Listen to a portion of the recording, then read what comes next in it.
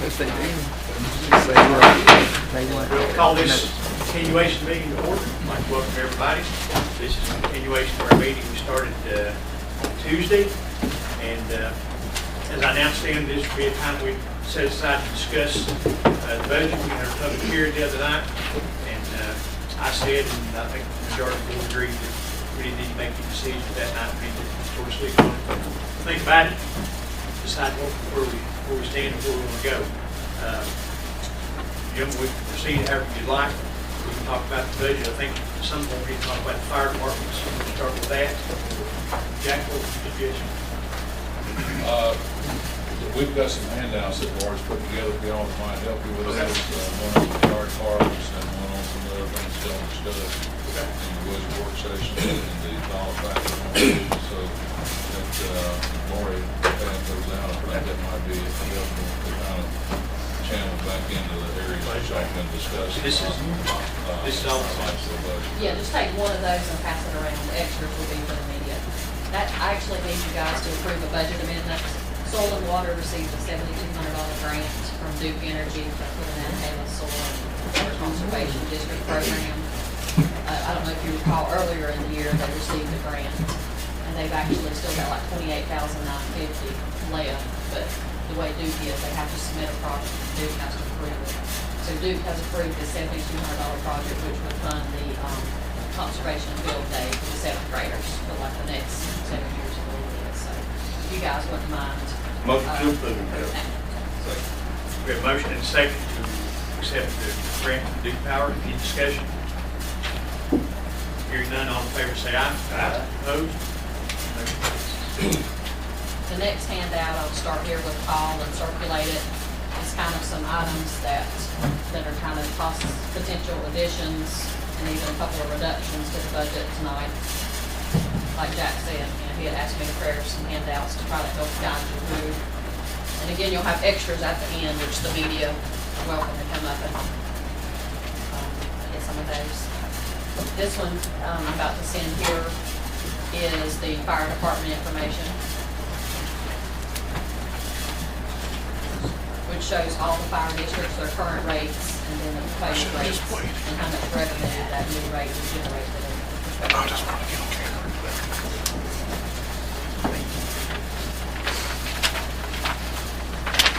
Thank you, sir. That's fair.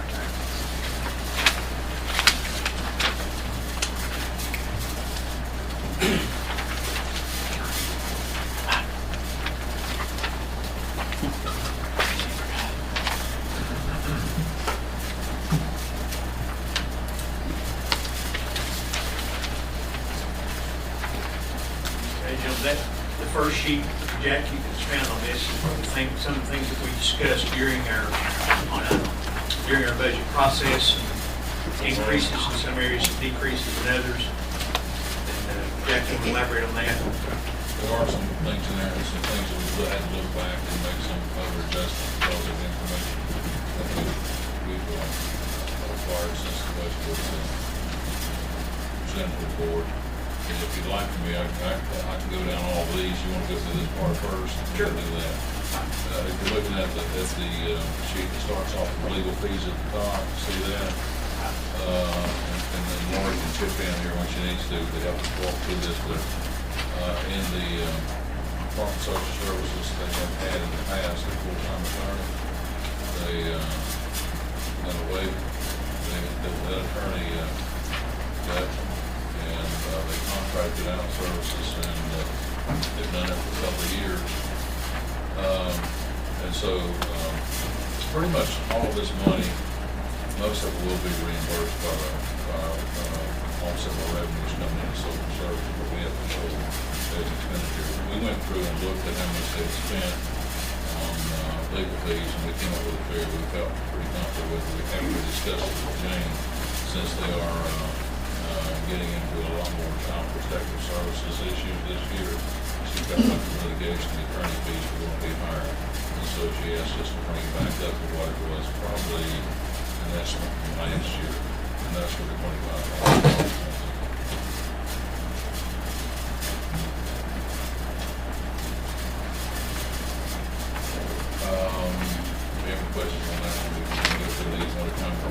determine and we can go back and pick up the ones you want to do there. So what you want to do. If there's no question on that one at this time, let's go to the second. The second is $25,000. This is the last big year before revaluation. We contract with, I remember the name of Kevin Ford, does a lot of all our coordination for revaluation. Instead of hiring a company, we contract with him on a yearly basis, and he usually works a couple of days a week before revaluation. During the last year before revaluation, he's probably going to work 3 days a week. We've been operating under a contract with him on an hourly rate. He only bills us for the hours he's actually here. He works out of Richard Schleifer's office down in the first floor of the administration building. And Richard seems to think that this year he's going to probably work maybe 3 days a week as we get ready for revaluation that goes into effect January 1st, 2015. So most of the work is going to occur over the next 12 to 15 months. And we had a figure in there that we went back and looked at, talked to Richard about, and we just didn't think that would cover for the time it's going to have to happen for this year. Reval, and so we've increased that back up to $25,000. That also includes not only the contract with additional contracted services for the days of the week, the extra hours that he's going to put in, but there's also some software that goes along with tax office and relicensing fees and so forth. That we have to include in that. They're absolutely essential that we have to have. So that $25,000 will cover both the relicensing fees and some software that we need in the tax office and additional hours for the contract services to coordinate our revaluation. What's that total? What's that under, Jack? It'd be under tax assessment in the big book. Page 6.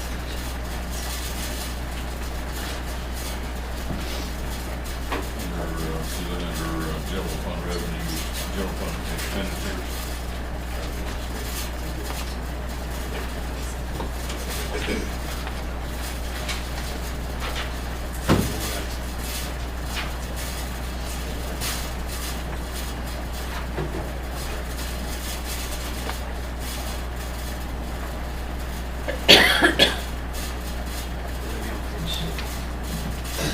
We have to do revaluation. Yeah, but I thought we were doing that in-house. We are doing, we do most of it in-house. All the appraisers are county staff, clerical people are county staff. We have one contract employee that we use to coordinate with our revaluations. He actually helps put together the schedule of values and coordinates our computer systems with the information that our appraisers run back in, and helps us work through appeals and just other technical issues involved with revaluation. We had a contract with them that was expecting revaluation to go into effect 2013, or I believe this year because it was extended before. It was extended again to the 8-year period, and so what we need to do is go ahead and extend this contract through revaluation. After revaluation is over, you all go through the process of approving the schedule of values, sending those and so forth. You may have formal bills that go to the State Property Tax Commission. He also helps us with those things when we get to that point. He's been working with the county for the last 2 revaluations for the state law. Over here, the last one that happened in 2007, I think it was. One before that was 4 years earlier. I think he's done 2 or 3 revaluations for the county as far as the contractor services goes. He worked for both Jackson and Macon County. He spent more time over here with us than he did in Jackson.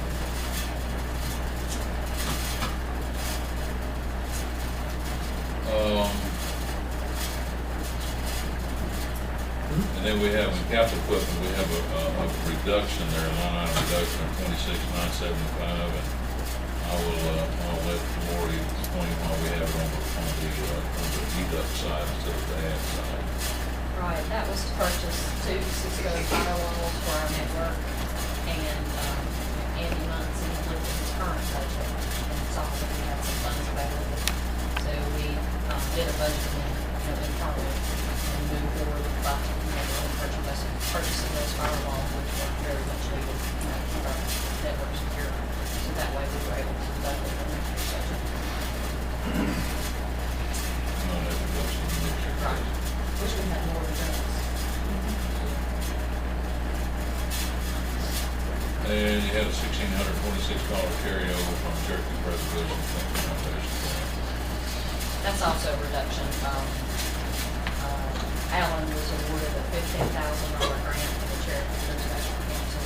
So when he had prepared his budget, he tried to estimate how much that $15,000 he had to spend in the current year. And he spent a little more, so that means that the number of carried forward next year needs to be less. So that's just to adjust for that. The next tab, which is a salary plus the fringe benefits that go along with that, is a position at DSS funded 50% by the state. Our Department of Social Services is going through a state mandated program. Lori, you can probably give us more detail on that. It's called NC-FAST. And it's rather complicated, but it's required by the state mandated. The state is paying half. We had a person who was actually doing it on a part-time basis this year. That position was running out, and we had to continue that program, so we're going to carry that over in the next year. The state still paying 50% of that cost, but we have to do it, and we have to have somebody who's qualified and versed in doing that, and that's why that is. We actually took that out of the budget, and after we talked to James, we found out that we take that out, they can't complete the recent task requirement, so we actually put it back in. And that's the Medicare retirement on the There's 6 of them. All that is, all of those expenses, the salary, the social security, hospitalization, all that stuff is 50/50 next year, so. That's a continuation, this is something that we don't. We started it this year, we didn't finish it, we took it out of the budget, but we need to put it back in. This is what we did. We're trying to show you everything that, from the original proposed budget that we gave you, we gave you all the changes that we feel like are necessary in order to create a budget ordinance, which is what you would actually pass when you approve the budget.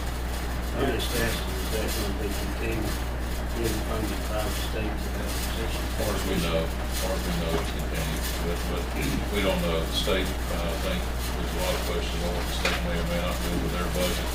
I think the House passed their version of the budget this afternoon, and there's some things in the budget that have concern. You know, we got the other budget, we got the Senate budget, we got the House budget, and they're all a little bit different.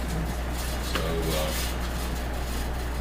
I won't get into that, but I am concerned about the sales tax issue they're talking about, which would have a drastic impact on counties as far as sales tax that we're being collected forever, and also sales tax refunds that we get back in. So we'll have to see that work out between the Senate and House before they come up with a final. That's something that keep it back in mind. We're looking at, the next big item on here is looking at, they're trying to figure out some way to squeeze some more money into the school tournament events, and we just don't have a lot of extra money, additional. Do you mind if I take that one, Doug? Yeah, please. I talked to Jack, I'm liaison to the school board, and, we started out federal cuts and state cuts, they were about $1.9 million short to be where they were this year. And we talked to them about needing to make some necessary cuts, like the rest of us had to do. And they agreed to do that. They came back to us and said, we've made those cuts. We need another $440,000 just to stay where we were, to be able to keep our staff, reducing the staff by approximately 15 more positions. I talked back to Dr. Duncan, talked to Dr. Baldwin, and asked them if we met him in the middle and we could get another 220, would they be able to rehire most of those first year teachers they had to let go, provisional teachers, and they said they could, and they were willing to make some more cuts. So I asked Jack if he would look at putting 220 in, and he noticed that we're proposing to reduce their capital outlay budget by $100,000 to get that. So there's not a lot of new money there. And knows, Jack has come up with some line item reductions to try to make these things happen. So, and really, if you look at the bottom line of this whole thing, the Zachary Park property we voted to buy the other night is half of the budget. We've already voted on that. And the next big item, and really, if you look at it, is the schools for 220, and if you add in on down there, Robbie's special response team, which I talked to the sheriff and about, that's really the increase in the fund balance appropriated. So I would strongly suggest that we do that. I think that's what they need to stay where they need to, making those reductions. And I think they're making a lot of reductions and making a really, really good effort to meet us in the middle. And, we cannot make up for federal and state cuts. We can't put that on local taxpayers. We don't expect that. If we can come up with this extra 320, I think they think we may be. So that was my request. That's what's reflected here. So roughly, how much more would that be we were given this year and last year? If we match it to about 430? Well, actually, the 300 something thousand. Well, because you're reducing the capital Reducing outlay. capital outlay, reducing capital outlay, taking that and putting it over in current expense. We're giving about 400,000 more in current expense, but we're reducing the capital outlay by, so the net is about 300. The net increase is about 300,000. Represents about, I think it's about 6% increase in current expense. On the current expense side, yeah. But you're reducing the capital outlay by about 50. And they were okay with that. And I think if they have, as you know, they spent their fund balance the last 2 years. So if there's capital needs or something blows up mid-year, we may fall back to us to take care of that fund balance. But without that happening, I think we're being good stewards. Make sure I remember the conversation out on the supplement. That's leaving the supplement. Yeah, that's 430,000, but didn't I hear the chairman of the school board, correct me if I'm wrong, that if they would, upon their request, they could manipulate the school supplement, but that's up to them. That would, if they would request that, I personally would not suggest that. But that's their call. But that's up to school board. That's their call. And, but I think we agreed that once we allocated that money, it would be up to them, their elected officials, just like we are, they could request that money to be changed. I think with this change that the county manager's made, if we agree with this, these line item changes, I think they can balance the budget without doing it. And they're going to make almost $1 million cut, but not in teachers, other than 15 positions, I think, Jack, it was reduced it. Current graduate cut is not renewal and attrition thing. And then Dr. Duncan said that most of those first-year teachers would be absorbed back into the system, that there would be openings for them, that they would receive a letter, that they would be. That's what he said, if we do the 220, Oh, I thought he said he could do that the way it was. I think he said he had. but they wanted 440 to make that happen. But, when I went back to him, talked to him, they felt like they could make necessary reductions. I don't think that will, and he's not here to answer that, he's on vacation, but that won't rehire all of them, but I think it will rehire the ones he thinks necessary to fill the position. So, I feel like that was sort of meeting in the middle, so to speak. Not meeting in the middle of one, not million, but meeting in the middle of the election. That's reflected there, these are just items that we'll discuss.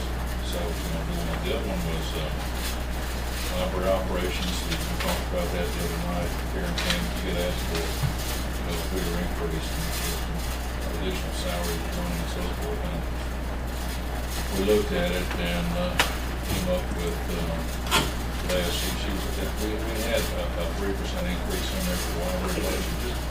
just to backtrack a little bit, our local library system, which is both Franklin Highlands and NIL, all the money that the county puts into the opera system, the front end regional library system, virtually all of that we put in the system is spent here in Macon County.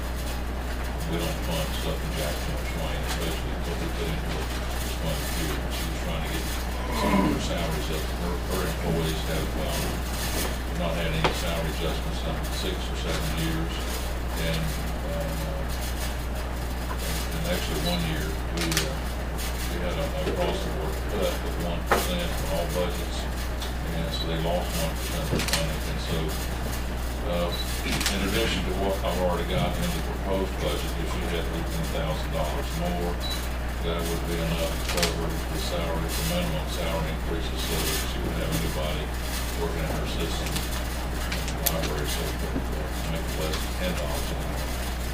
Whatever she has left over, that should be supplement some more, but a lot of that money could also go to replace computers.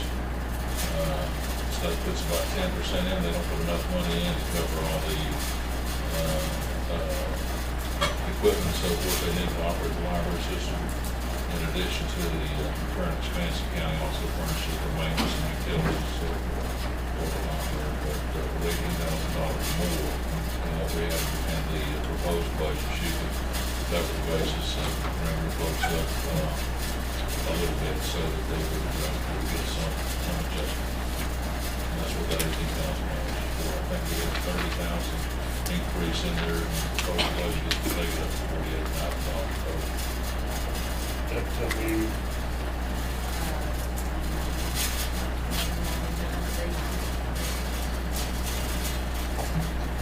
Should ask for a million 56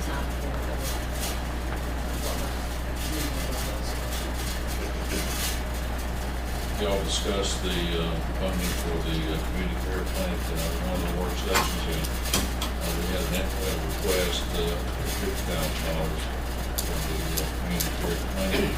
We had $10,000 in the proposed budget,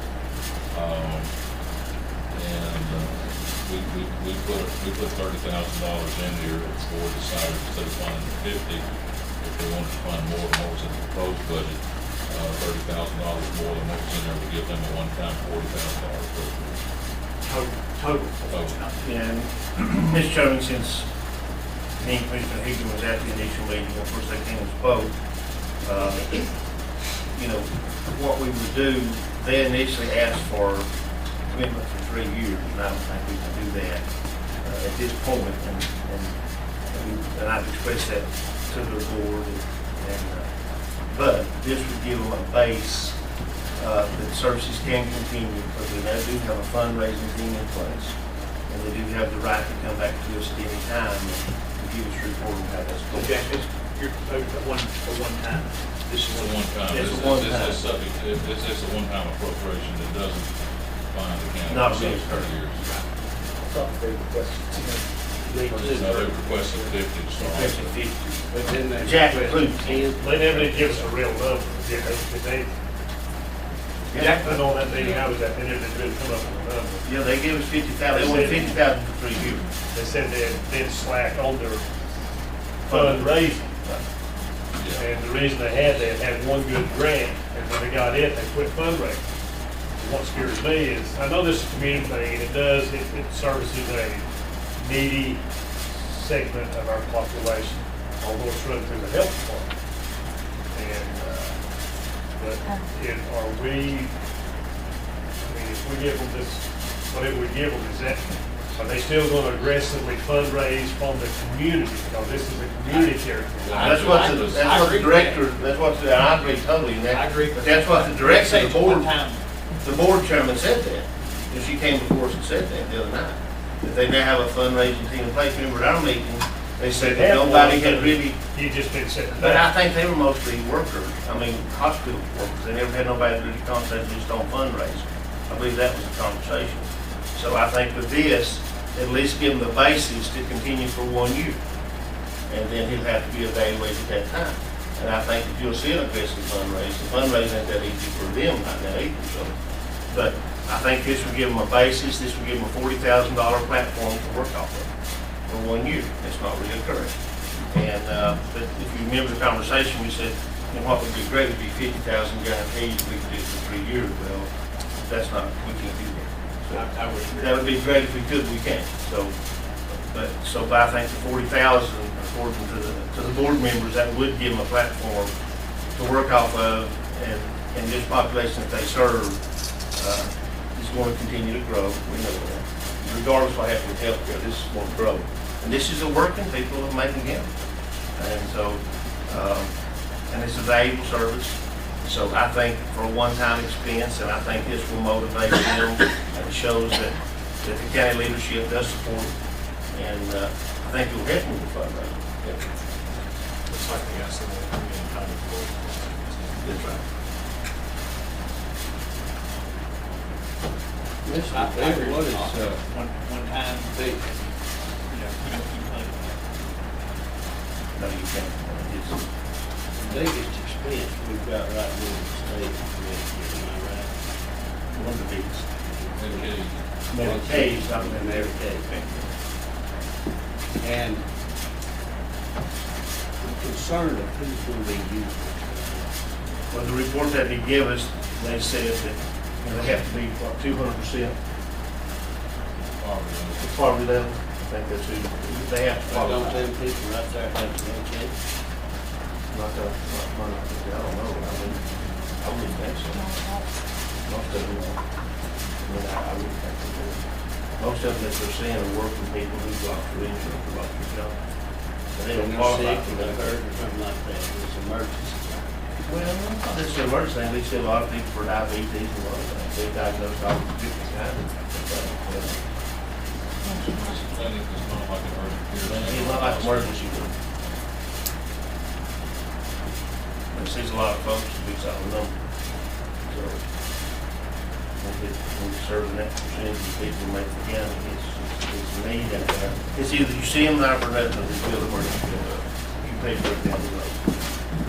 The big expense on Medicaid is, people are on Medicaid, qualify for Medicaid, don't have any insurance, they get sick, they go to the emergency room, which is the most expensive area. That's right.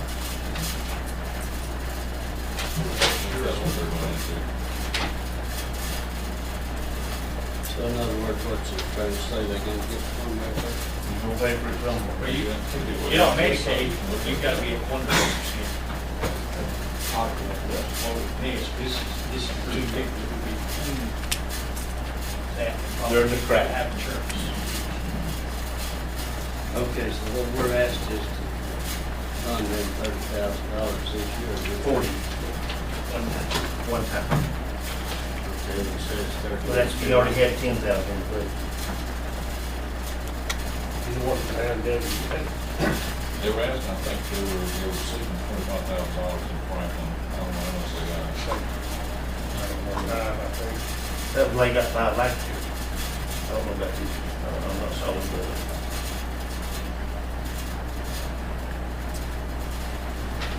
Well, that's good, that work off of service, and keep it running so they can get the fundraising done.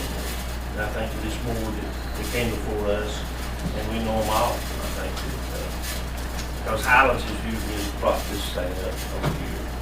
They really have. Theirs is running on their own. Yeah, they're just running on their own, and that's, but they can no longer, it's running on their own, but they're seeing so many folks, they can no longer prop up Franklin. Okay. Go ahead, Jeff. The next one is the property exchange and purchase of Zachary Park and Highlands, $145,000. The board approved it last meeting. We have to show that, because that is going to be coming out of next year's budget. We still haven't had a closing on that, won't happen until after July 1st, so it needs to be programmed in next year's expenditure.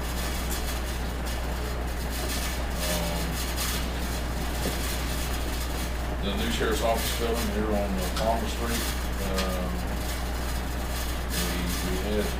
we renovated that, county renovated that building, the two ends of it, the top and the bottom. The middle part had been renovated and had heating and cooling systems in it, they're all electric. We looked at a system that Steve Clever felt was more cost effective. I didn't realize at the time we put the budget together, but it depends on natural gas. And we didn't have anything in here to cover the cost of their natural gas for a year, so that's $6,000 in there is necessary for the gas pack for the heating system for the sheriff's office.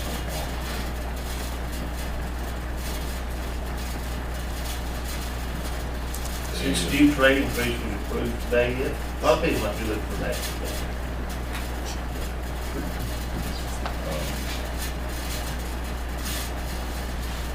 The next item is special response team equipment we talked about in one of the budget work sessions. We had a request from the sheriff's office for $22,000 in equipment for the special response team. And so the way to trim the budget, we cut that back from $22,000 to $12,000. So there's $12,000 in the budget right now, in the proposed budget for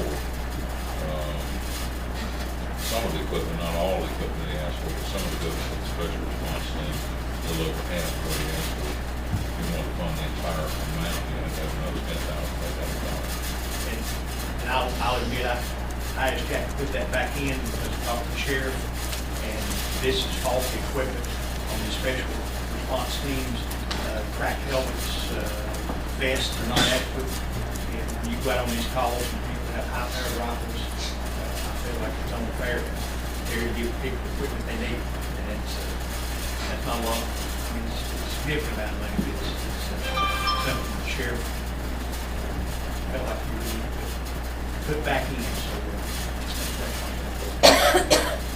I'll take the next one, Mr. Manager, on the SRO. Met with the sheriff today and talked about the SRO, and also talked to the county manager and the chairman. We feel that now that in this budget, that what would be appropriate is to furnish one SRO. The sheriff told me today that he wanted to make sure that the board knew that if it approved the SRO, that it would not be his decision when this SRO was placed, but he would meet with the superintendent and the school personnel to get their opinion. And that's what we had. I think we had the principal from Nantahala here asking, and I think the two schools that's involved. In my opinion, that's a pretty good argument. Yeah. And I talked to the sheriff about it too. If you put an SRO in Nantahala, you have an officer there in the community. Which there's one there at 16 hours after 24, so it might be the time when there's not one there. Good argument. So he said he would confer with the superintendent and get their input and not just make that recommendation on his own. He would confer with the superintendent where that is. As far as no new vehicle, what we're hoping for there is the sheriff's department has applied for a grant that we get penalized every year for because the crime rate is too low. We don't get the grant. But hopefully, well, the numbers don't show that, but But he has applied for the grant. he has applied for the grant, and if the grant comes through, then have to we can apply some of that to a vehicle. It comes to the list of do's and don'ts, the grant does, but there's no vehicle with, the SRO will be a full-time deputy in schools, a road deputy. So, if we don't approve the vehicle in this budget, which would be we're on a rotation now, I think we've got 5 this year. We had 6, we dropped it back to 5. Yes, we had 6, we dropped it to 5. And this figure does not represent. That only includes the salary range. The vehicle would be an additional. All the other things Everything go but along the with that, vehicle. equipment and so forth. Yeah, everything but the vehicle. And the vehicle cost, just to remind us what that would be, is 32, is it 32 flat? That's what added in the budget. That's not even. No. And so- It's just the cost of the personnel there. But I just want to tell the board that if there's no vehicle that comes with this, I think the sheriff would readily say that he can certainly get by. But with the 5 that's coming, one of those is coming out of service, you come to the SRO, and if the grant comes through, then he'll get, the future costs down the road. So this will be a reoccurring as far as the SRO is concerned. But he would sure want the board to know that if approved, that he would confer with, it's up with his decision, sure, but he said he would want to confer with superintendent and school personnel and get their opinion. And he would and he'd make the judgment. At the end of the day, he'd get a judgment call. But he will meet with him, he wanted me to be sure and express that to the board tonight. Next item we have is transit. We have 16 part-time drivers that are making between $9 and $10 an hour. We only have 4 full-time drivers in our own transit.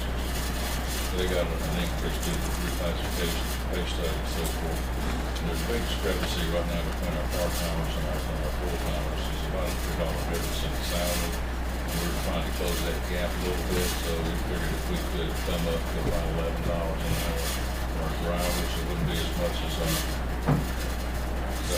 an hour for our drivers. It wouldn't be as much as the full-timers are making, but it would be a step in the right Full-time driver direction. can make around 12. Yeah, 12. So if we could go part of the way toward that, that would help those. Those people only work about 19 to 20 hours a week, so they would get a lot of money, and the rate's really low. But in order to do that, and there's not any fringe benefits associated with that, it's all salary money. In order to do that, it costs us $30,000, $93 or something like that. That was the reason to do it. We really depend on the part-time drivers no longer in the transit system. That's probably about as economic as you can do. You can't afford to have 22 or 23 full-time drivers out there. And you would have to put certain $100,000 into that. And we can say, maybe the liaison to that department, if their business continues to increase, the demand for the business is, and it continues to do so, which is a good thing. Yeah, a lot of people are using that. So. Some of them by choice, and some of them by necessity. With opening the new dialysis center, it's going to increase even more. It's going to have to be committed probably just for that, so.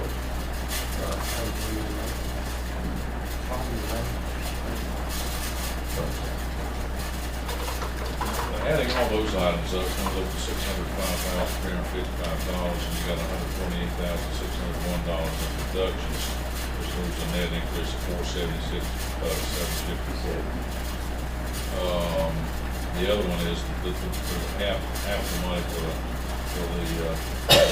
food stamp person for the program that we talked about earlier is $19,300 coming back from the state. Deduct that, I think, it takes it down to $457, $448. If we cover those things on that list, that we have increases and take into consider those deductions and that total additional revenue, it's a difference of $457, $448, and that would have to come to $1,000. The other thing that we talked about before is trying to increase our, we have 2 full-time, 24-hour-a-day EMS trucks here at the Franklin base. They cover the Franklin base. We have 1 truck that operates 12 hours a day. So we got basically 2.5 full-time units right here at Franklin. But not only do they cover the greater Franklin area, Macon County where most of the population is, but they also serve as backup for islands and that has EMS place. So we only have 1 crew at a time up here. So we were trying to figure out a way in order to get some more help. If we can do that, we figured what the cost of a beginning level paramedic would be.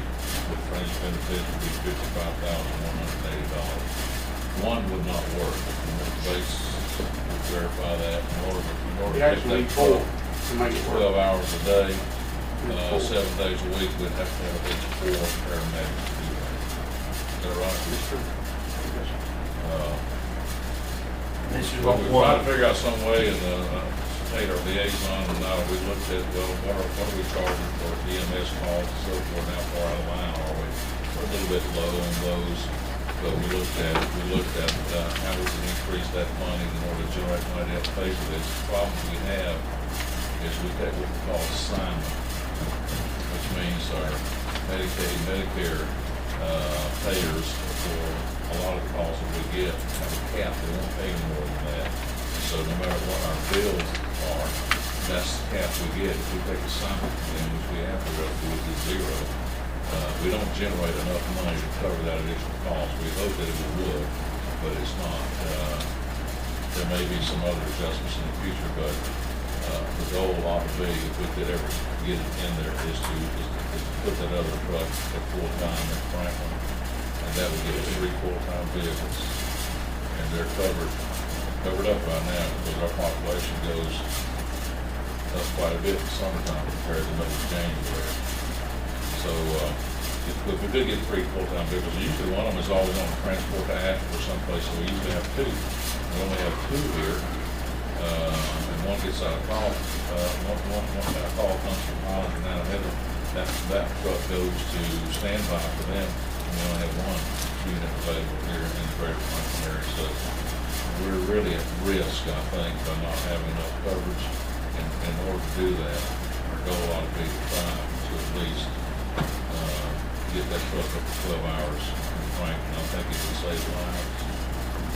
I think we're on a good program now to replace our vehicles. We've got good equipment. We've got a good work schedule. And we've got some great employees out there. But they can only do so much with the number of people that we have. So if there's a way to do it, that would be a high priority for me. Can I ask Mr. Bates, please? Over the weekend, Terry, I know that, because I took what the sheriff said, you ought to have a scanner. I am now in the scanner business. That's great. And I could not believe it. I mean, I sat there and listened, there was calls, it got down, I don't know what this means, you can tell us, but just give us a recap of the past weekend. On Sunday, let's just use Sunday for example. In a 24-hour period, we had 25 calls.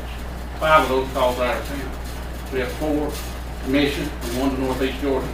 We have to call another crew in here to cover because we have so many trucks out of town. And we call another crew in, is that overtime, Terry, for those Or folks? some of them, Okay. they don't have to come in. Depends on how We many just have shifts to they try to work find somebody. during the week, right? I'm sorry? Depends on how many shifts they work. Yeah, it depends on how many shifts they work. If it's a short week for them, it's not. If it's been a long week, it is. It is overtime. So how many trips to Mission?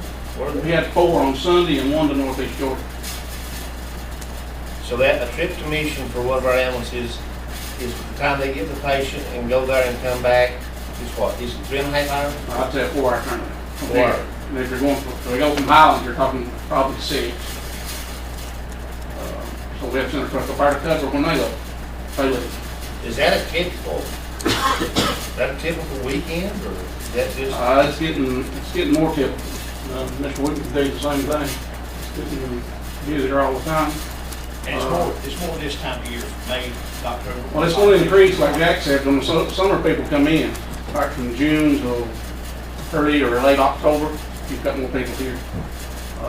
It's going to increase. And another thing that's increasing is Mission has stuck our hospital over now. And we're actually taking more people. From January of 2012 to June of 2012, we've already increased 20 trips this year in Mission. So And that's going to continue. that's going to continue to decrease. That's not counting Northeast Georgia, Carolina Medical Center, Duke, Lake Forest, all the other numerous hospitals we go to. That's not just the only one we go to.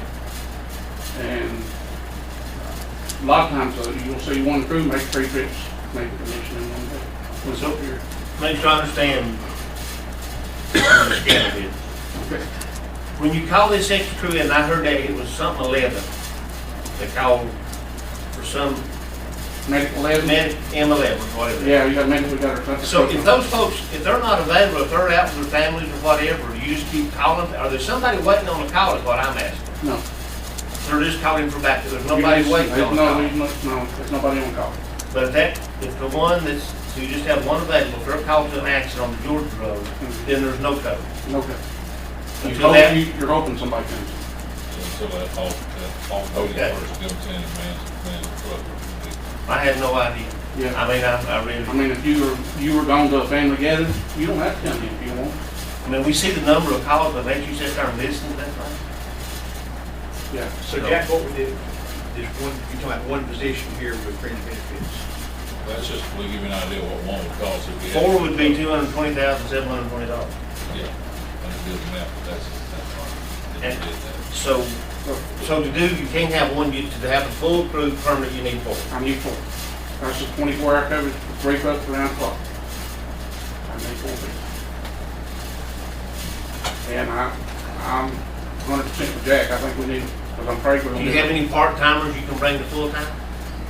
Yeah, I've got some that's willing to come to full-time, but a So lot of what I'm part-time- asking, are we paying some of those already? Are we already paying part of this salary already? Yeah, the part-time, Yeah. Yeah. The part-time people. yeah. Well, we don't know the number, but are we doing that? We're doing that, we're also paying full-time overtime to cover a lot of shifts. There's a lot of full, part-timers they got their primary jobs, and they can't come in during the day. But this 220 figure is figuring, is brand new. That's without using any of the money that we're now using for part-time, or using some of the money that we're now using for overtime. If we take that, it would be 220. It would be less. Somewhat less than that. You have an idea what it is? I don't have a number, we can sit down and look at that, but, I don't know that until we sit down and just figure out how much was in overtime and how much was in overtime, and part-time, and how this would offset some of that, and how that's all through the lens. We don't have that number with us. And I assume, Jimmy, if you're called in on the extra, if you're called in for that backup, it's not for just 1 hour. I mean, it's for several hours, 5 hours, ever how long you need. I mean, if you get busy all of a sudden when you get there, you could be there 12 hours, you don't know. I was just glancing, looks like last year we brought in 1.2 million in revenues from the ambulance service, and it cost us 2.5. So we're supplementing that in between. That's what I was asking Jack about, what you spoke to earlier, was looking into about raising fees, et cetera, what might happen. A lot of that's set by the federal government. We raise the fees, and fees help us with the additional Still revenue can't make from it up. private pay. But a large percentage of ours are either on Medicare, because it goes to the territory, the older you get, the more chance you got that you don't have to be called to go by an ambulance. Or Medicaid, both of those are caps, they can't, no matter what our rates are, they'll only pay a certain amount of money. So when we figured how much our overall rate would go up, we figured a little bit high, not realizing at the time that there's a cap on Medicare and Medicaid. We looked at that, took that into consideration. By raising the rates a little bit that we talked about, we might bring in another $30,000 in a year's time. Do we still have a collection agency that does, I mean, I don't know what, we had a pretty good percentage of collection. They're out of Macon. They're doing a pretty good job. Here's the other problem is, we're already tonight talking about adding more paramedics because call values going through the roof and it's been growing every year. We're already talking about adding more sheriff's deputies, but the key to making all that work is communications. We're still with the same quantity of dispatchers that we had 15 years ago. Ronnie, you listen to the scanner bill now, let's do what we did. Oh, I did, I've got I that don't on say my I didn't do list. it, I said, I've got the, and we talked about it today. because you're running all these police departments, all these town offices, all the sheriff's offices, all the ambulances, all the fire departments through 2 dispatchers. Maybe it's easy, it's overwhelming. It's all connected. It's all connected, and it has to affect even on the fire service. Right now, we've got one fire inspector, primarily our fire marshal, who can't cover all the places in the county. And he helps cover some of the stuff in emergency services too. And so the emergency management, the dispatchers, they're all interconnected, and we could use at least one more dispatcher, at least one more would help us right now. And, thoughts here, in case I get this wrong. We may have 3 during the day, but at night, we're down to maybe 2. Yeah, we have 2 that work 24 hours a day. I'm there most of the day from 8 to 5, Monday through Friday. But the weekends and on nights, there's just 2 people there. We started out with 2 people in 1994, I believe. So almost 20 years ago, we started out. We run 15,000 calls for service in 1994. We've done almost 32,000 last year. So we've had a significant increase in calls. That's It's almost 1,000 a day coming through. Is that right? How many run through your office a day? we will average about 100, a little less than 100. Average. Some summer, things go up in the summer. Winters, days are a little slower. We're typically busy up until midnight. I talked to Mr. Horton about this. To make it work effectively, I would need 2 positions. I can get by with 1 and maybe schedule some more part-time in there on the weekends. But it's, I think, when you talk about, Mr. Tate said, we talk about the increase in EMS calls and the increase in fire calls, and we do everything for Macon County. We do all law, all fire, all EMS, public works after hours, contacted DOT, all that stuff that we do. Duke Energy, all the people that we dispatch or notify, all comes through 2 people. So let me ask you something, Mr. Administrator. You have some part-time folks you're working at right now? Yes. So if we could sit down and figure the part-time money that we're paying. Now, I don't have any scheduled part-time. The only part-time that I use is if somebody's out on vacation, if somebody's out sick, then I call a part-time person in to fill their shift while they're out. To keep 2 there. Keep 2 there. So there's really no part-time money per se in your budget that we could apply to a full-time person? I don't think so. Not for a scheduled. We don't have any scheduled part-time that help. Now that's what I'd like to do if I get 1 position, I would like to schedule some part-time help on the weekends. If I get 2, I won't need to do that. What if they get sick? What happens? You come in. If I can't find anybody to cover, and most of our part-time. You just don't go find a dispatcher off the street. You got to, there's a lot of training, and I've seen the equipment. We do most of our training in-house, because what we do typically is unique to us. The way we do things is unique to Macon County. The way Jackson County does is unique to Jackson County. But what we do is unique to us. So we train most of our people in-house. There is a telecommunicator certification course that Southwestern Community College offers. We don't mandate that they have that, don't require them to have that, but it is nice if they go through something like that. Is that as stressful as it sounds like it is? It sounds to me like a pretty stressful job. I mean, if you screw up and tell them the wrong house that's on fire, you're free. It's very stressful. There is some downtime. I'm not going to lie to you. There is some downtime. But you never know when that plane's going to crash at the airport, when that house is going to catch on fire, or when that bad guy's going to run to the police. And you go from nothing to all out in just a matter of a phone call or a call on the radio. And that's what's stressful, is going from a period of lull to a lot in a short period of time. One thing that Todd mentioned, he said all law enforcement, that's not just the sheriff's office, it's the Dallas Police, and it's the Macon Police also. So, and in the past, we've had actually, I've had some contributions from municipalities that cover dispatch services. It'd be nice to be able to get them to do that again. I can't say that we dispatch for the Highway Patrol or North Carolina Wildlife, but what we do is we take the call. And then we send it to their dispatch, either in Asheville or Raleigh, depending on which agency, and then they dispatch it off. So it still comes through our office. And when we talk about calls for service, and I said there was 32,000 some calls for service, there may be one wreck on the Highland Road, and you've had 15 911 phone calls, but you've only got 1 call of service.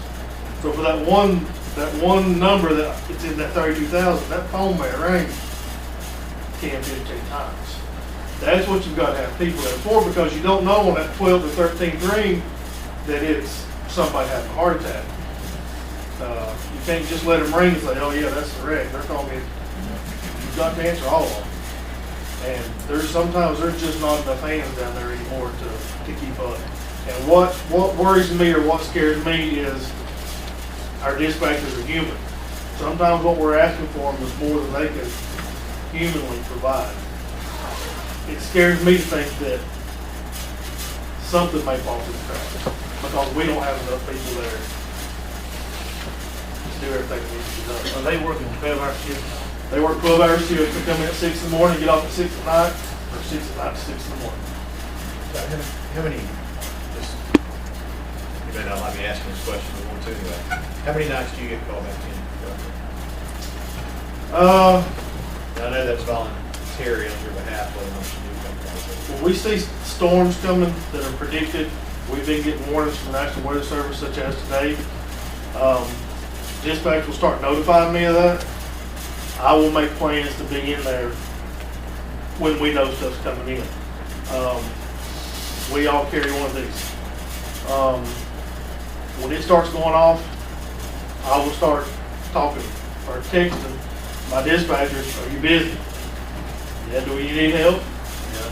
Luckily I live here in town, I can be here in about 5 minutes, and I'll come in and help them get through the hump. Big events, snow, if we know it's gonna snow, we'll sometimes call in extra help if we know it's gonna be an extended thing. But to answer your question, I probably get called back in after 5 or on the weekends 3 to 6 times a month. For various things. You're on salary, right? Those are some of the, and I have, there were 16 positions that were asked for in the budget. We didn't put any of them in. It's not to say they're not important. It's not necessary, but they are. We could justify each one of them 100 times over, I'm sure. Our goal was to put together a budget within the revenue that we had, and so in order to treat everybody fairly, we didn't pick one department over another, try to fund one, not fund the other, and so forth. So we tried to put it all in the same package and have it there. I would echo everything that our emergency services folks said tonight. These are critical and important issues, and they will save lives. SROs are important. That paramedic probably got a better chance of saving somebody's life during the year than that SRO has. I'm not getting one against the other, I'm just saying they're all important. And Jimmy's working it, he knows how critical it is. But it should be a high priority, and we need to work toward filling these places because they cover everybody. And I said this sort of in being a little bit facetious, but I would like to ask the town if they'd like to help us, because we do provide a lot of service for the municipality. And I'm sure they appreciate that. And it would help us. Is that a possibility, Jack? We used to receive money from the town of Franklin and the company. We used to have them sometime. I think we'd have to go back and ask them to revisit that. But whether they do or don't, that doesn't take away from the need to serve. Excellent, thank you. And on the 911 funding, Lori, on the revenue side, that's on, I don't see the page 1 under, if you look under the tab, E911 fund revenue. So,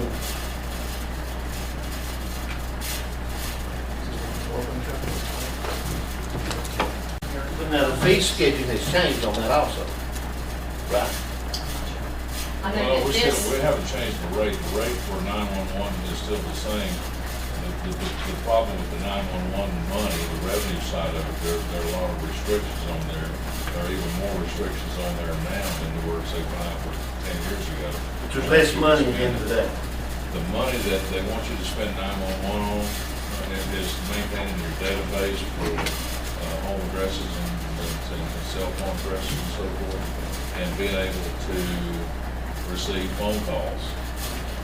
After the phone call comes in, it's pretty much all county. To send whatever resources we have out there to answer that call, whether it's a policeman, deputy sheriff, an ambulance, a fire truck, whatever it might be. And all that communications equipment that goes into that, those radios and monitors and so forth, and vehicles, all that is a county expense, and that don't allow us to spend any 911 money on that.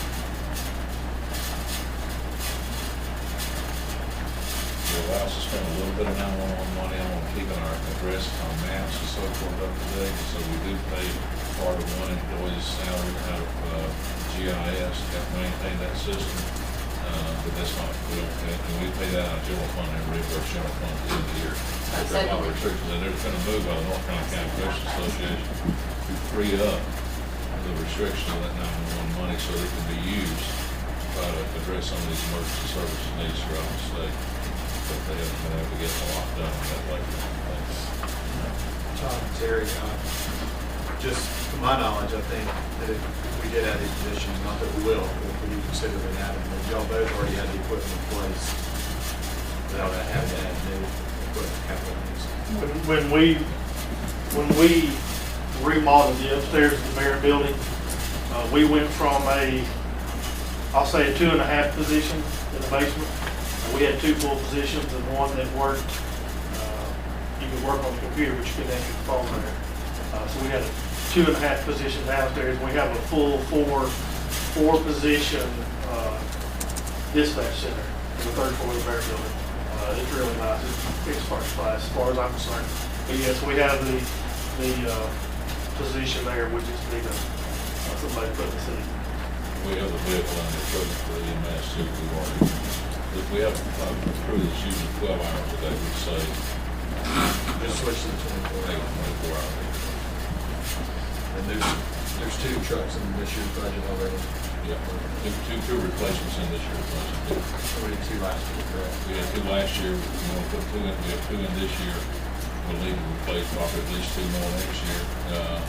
In the past, they've gotten by with some remounts and so forth, and that's this morning, but there's just so many times you can do that. And we'll get you some storage, they'll give you a little bit of time, but eventually you're going to have to get to the point where that remount will work on that new chassis, so you have to get a new ambulance altogether. We've done that on the ones we bought the last couple of years. Yeah, we've had remounts, actually, one of the ones that took out of service this year, been remounted, frame broke in the package, and we had to remount it so many times. So we had to jack the box up and weld it back, and we kept using it, but we kept using it. The remount's not real without it. It worked out as well as they thought it would have. Guys, I guess my question, these things, give us on paper, are things we talked about, certain things I talked to you privately about, making some changes in the budget, and with the reduction, on the reduction side of 128, and the things that we could fund one time with fund balance, you're doing that, keep the tax rate the same, not changing the tax rate. And this is really the first time in fairness to them that we've talked in detail about these things. We're sort of, We talked a little bit about it there in We did. January, but we didn't get into as much detail as we have. and I'm, the changes you got on the sheet there, I told you, I'm full budget was staying for mine. If you had these positions, you have other things you can fund one time out of fund balance and still balance We the might budget. be able to, if we can, I'd like to go back and take a look and see. I mean, before I could vote to do that, I think you need to come back to us, maybe even Monday. Y'all are back in my brain. Back in my nerves. We We got adopted Monday night unless y'all want to postpone it after Monday. No, I mean, No, we- I just make like a to decision point on out Monday, that but, these things in this list, they're not all at one time. You know, SROs. oh, I know that. Yeah, it You is, know, that's what I'm the saying. school, you fund them this year, they're gonna expect it next year. You know, it's, a lot of this is recurring. Well, The only I'm source just right saying, now is fund balance. if you go back into the budget or the things, I don't see how we can. But I think on the school, did I not hear the chairman say that they were, that, I don't know if you used the word promise, but they were gonna get to work and retool the way they do the paraplegic. I think that's what he said, that they were gonna, because they see that the next few years at least, it's not gonna improve. So he said they had to make some, other than teacher positions, I think that's what he said. And I don't know what, you could be right with it, but I would hope that, Hopefully they'll. you know, but we'll just have to see. Just make the list.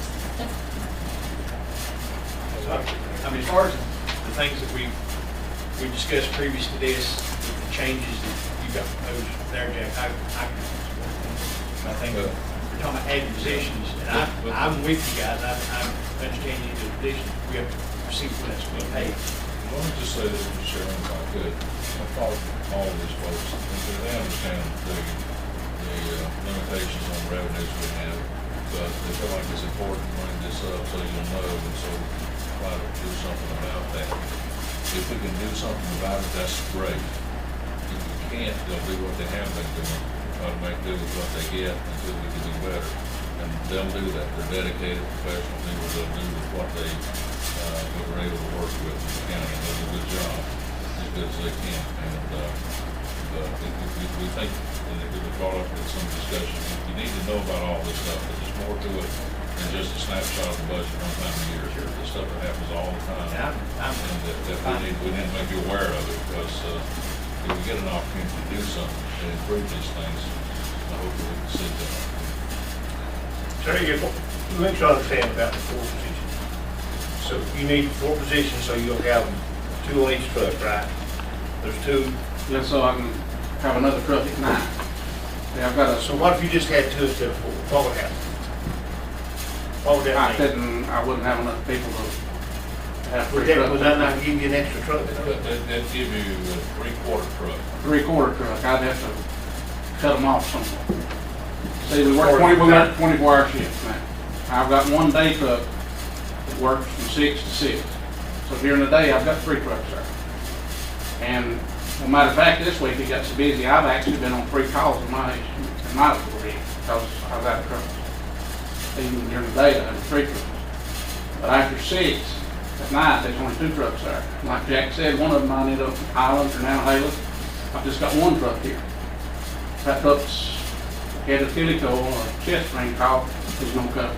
I've got enough. If Nantahala gets a call, because I heard this several times, where they had to go to a bad wreck in Murphy or somewhere. Yeah. They have to go across county lines, and then we send a truck that way, headed that way, right? Send the truck to Nantahala. Nantahala goes outside their district, it's at least 2-hour turnaround. That's wherever they go. And I send the truck over there. The Cherokee Hospital or wherever. Yeah, wherever they go. They either go to Harris or Murphy or usually where they go. Unless we only have 1 truck. That's right. We have 1 truck, he stays close to the base in case he has to cover something here or in that area. If there's only 1 truck in Franklin, it stays here. If you get a Nantahala, they have to cover. Highland, same situation, right? Same situation. I just got 1 truck here. Highlands is on the head of Skagit. If somebody goes down on Main Street with a heart attack, they ain't gonna have no I truck. was reading Bob McCray's article about when Harry Neal had the 1 ambulance. It's amazing.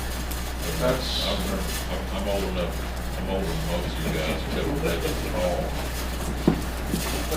There you go. But the funeral homes ran the ambulance business, that's. Harry Neal had 1 ambulance. If you had, Different world. you had 4 employees you need to cover this around the clock, would that cut overtime out? no, you still have some overtime because it's 24-hour shifts. We've actually got 1 short week that is work 24 hours, and that's only worked that week for the policy. They usually work 2 24-hour shifts a week. They have 1 short week that falls in that they don't get no overtime. So Trey, following up on the chairman and what Ron just asked, if you could take and look at the overtime pay that you paid out last year and use that as a base and see how much we could apply to these new positions, is that fine? Is that what we do? That's not where it's not. By the nature of the beast, you're gonna have built-in overtime no matter what you can do. We're on 24/72. They're working 24 hours, they're all 72. They're covered under the Federal Fair Labor Standards Act. Anything over 40 hours a week, you gotta pay them for overtime. Okay, so they got overtime every week. Part-time now, we can take a look at that, and that may have more of an impact on bringing in part-time people to cover when we only have 2 trucks. It may have more of an effect on that than it does on overtime.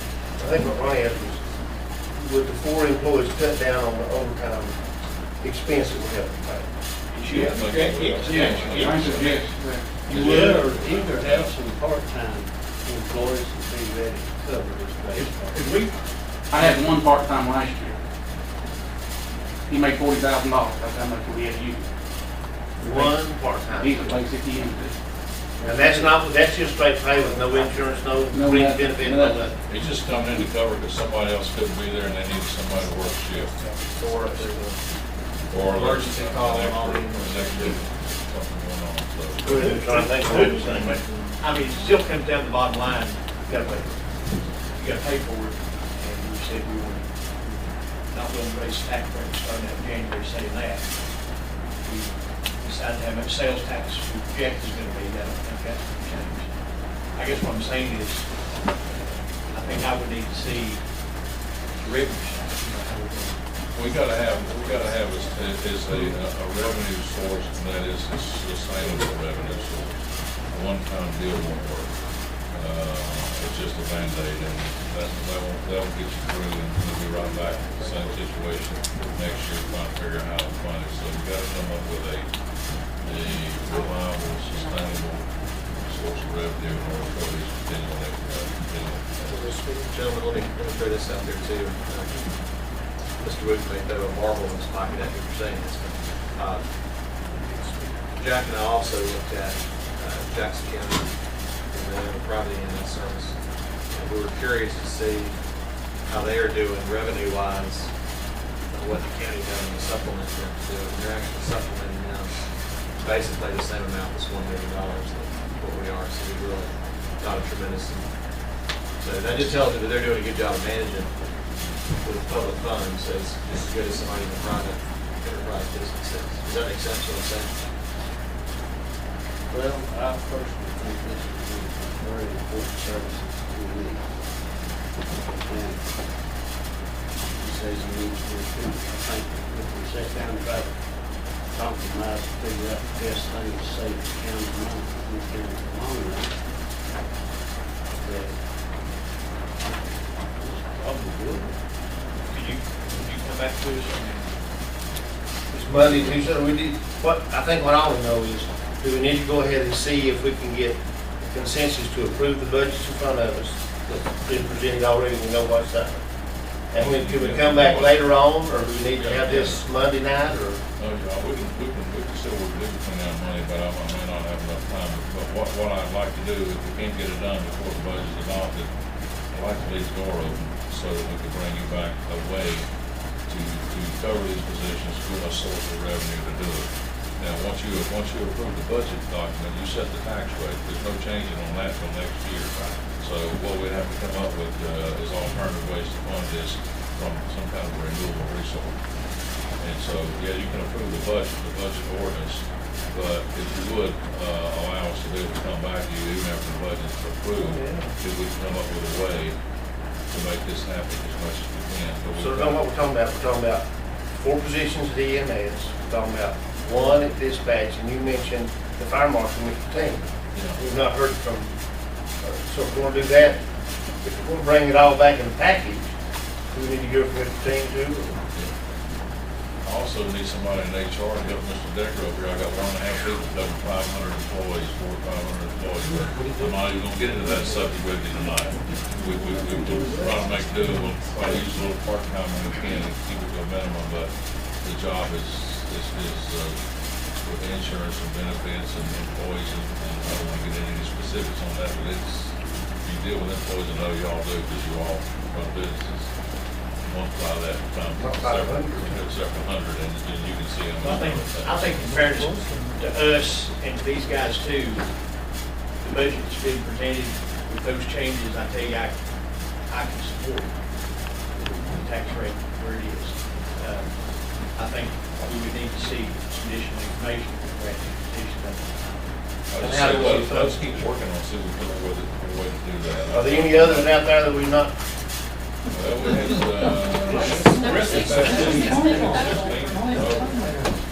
I think we talked about most, I think with public safety, that's always been priority, so. 4, 5, 6, how many do we have? Yeah, IT, and information technology, our computer folks. And our communication boards are just 2 of them, and they're always complaining. We got 2 of those, and they're doing. There's a tire laying somewhere that ain't been put up. Animal control. And then also trying to supplement for the fire department. So, But you had 16 positions, you didn't recommend any. The only ones we did were, actually, we didn't do any, we didn't recommend any of the full-time positions, we already had. What is the proposed budget as it stands right now before we discuss any of those points and numbers? Before we add this Yeah. spreadsheet tonight, it's 46, 640, 37, 16. Which I think probably need to say that 2 million of that is just pass-through money. Right. That for the real budget that we're dealing with is 44 what? But there's pass-through money every year, right? No, not like this, not like No, in the last some 2 years. place, Not like this. It just started last year with this amount of money. don't look at 44, About 46.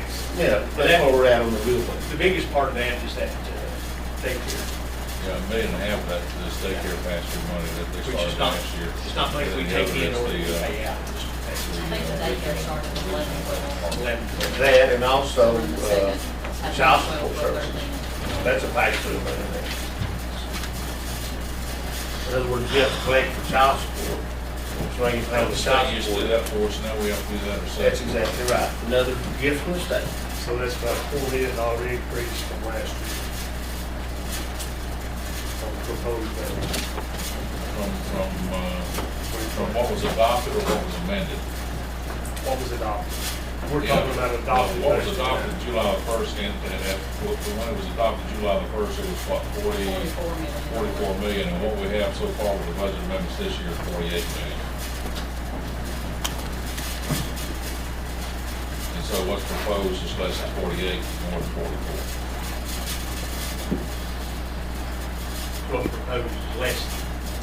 Then when you put Less this than on the amended back budget, up, but more than the original adopted budget in July 2012.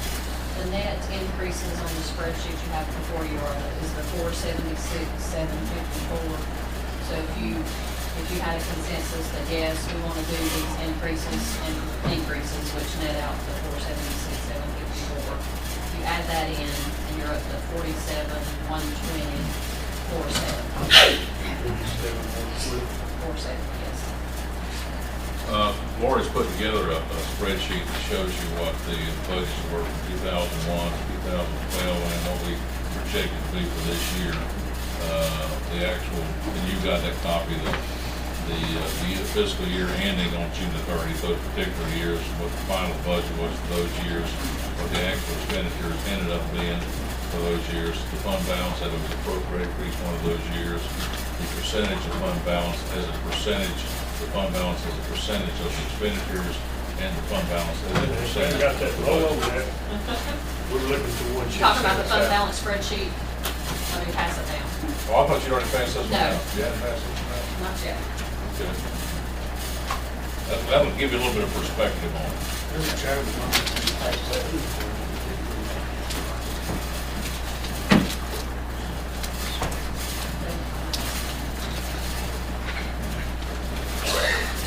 Give us this bit to digest this.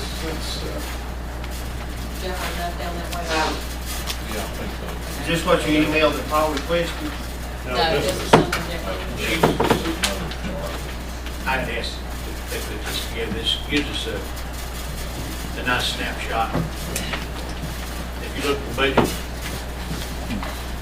final budget topped out in 2008, a little over 50 million, final general fund budget. What's that number from myself to be? Yeah.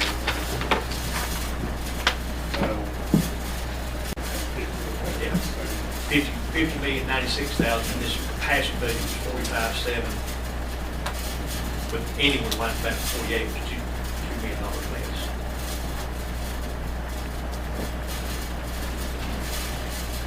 Now, the expenditures in 2019, Actual 42.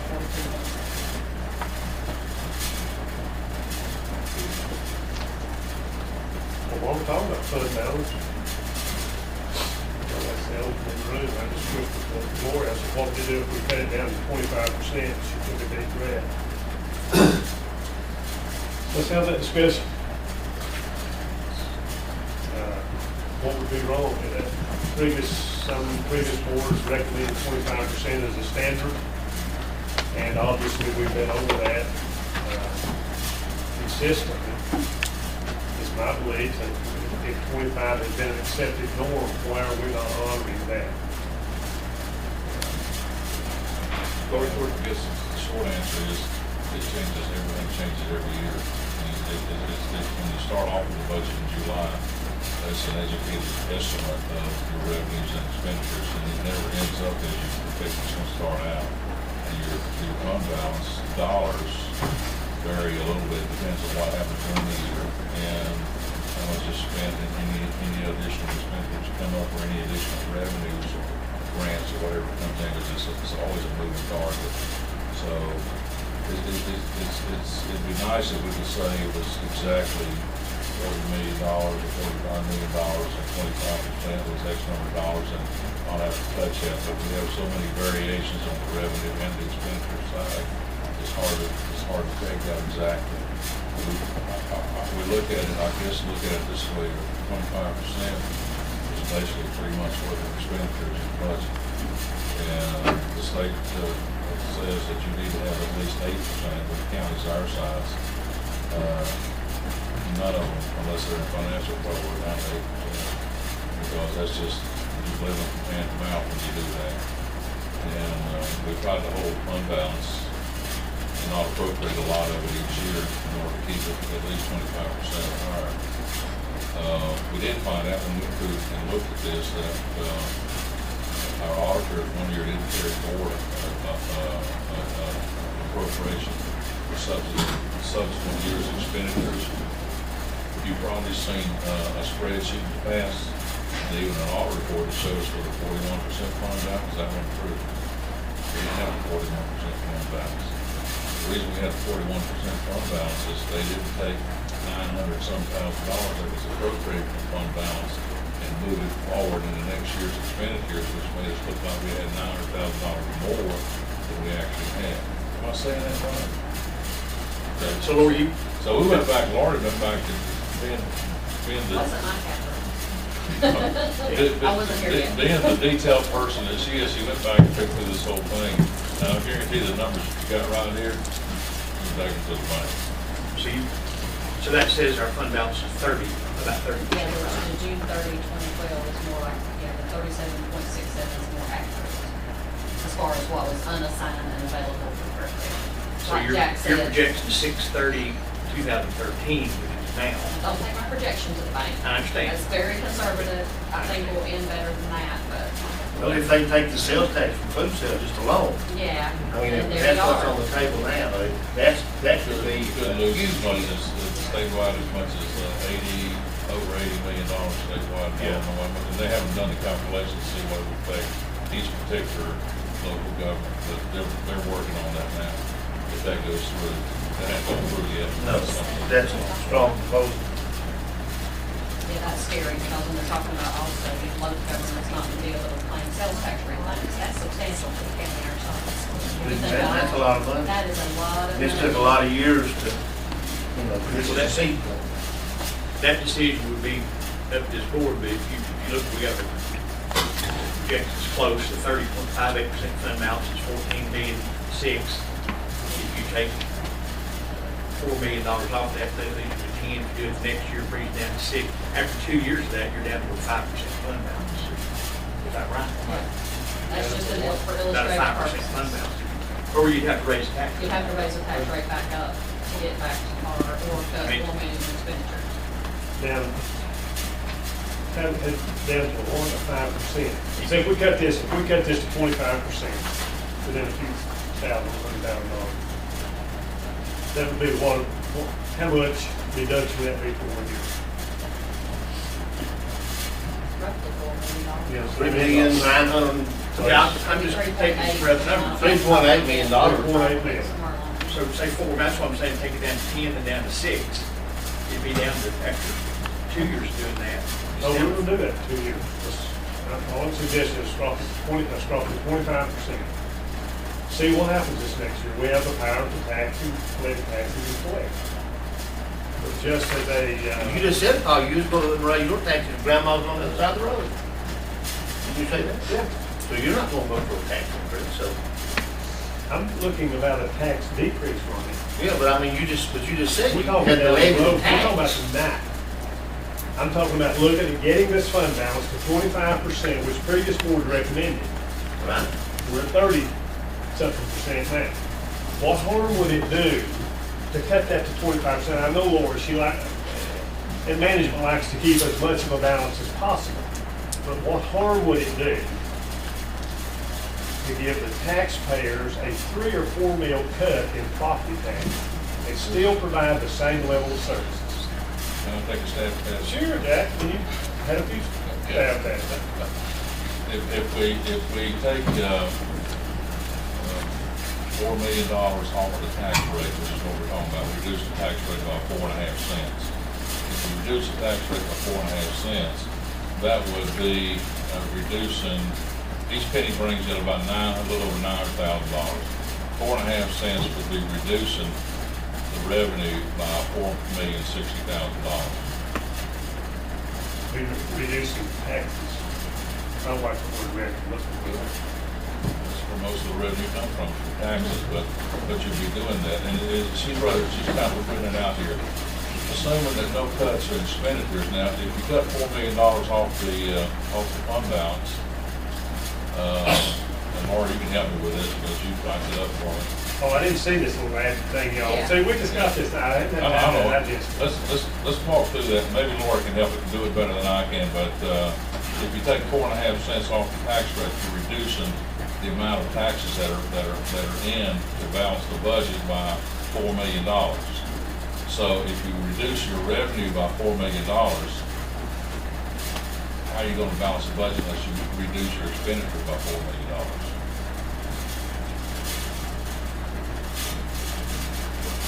The budget's balanced, we're just reducing the fund balance. So if you take $4 million out of the fund balance for 1 year, Yeah. then your fund balance can go down to 22.62%. Right, assuming a $47 million budget, then we'd be down to 22.62. And like I said, that may work for 1 year. That's all I'm talking about, it's 1 year. But then you'd have to go back and raise it back to the same level the next What are you gonna do the next year? Then you've got revow We coming have up. to hire to raise it. Which we know with revow, you're gonna have to raise it like more than once, just to become revenue neutral. I'm talking about a 1 year shot. You've got $4.5 million out of the budget, out of the revenue side. We're already appropriating $1.6 million out of fund balance right now in the proposed budget. Plus the 400, So- plus the 2 million. And if you have the other that we're talking about here, you're appropriating over $2 million out of fund balance now. So you're talking about appropriating another $2.5 million out of fund balance.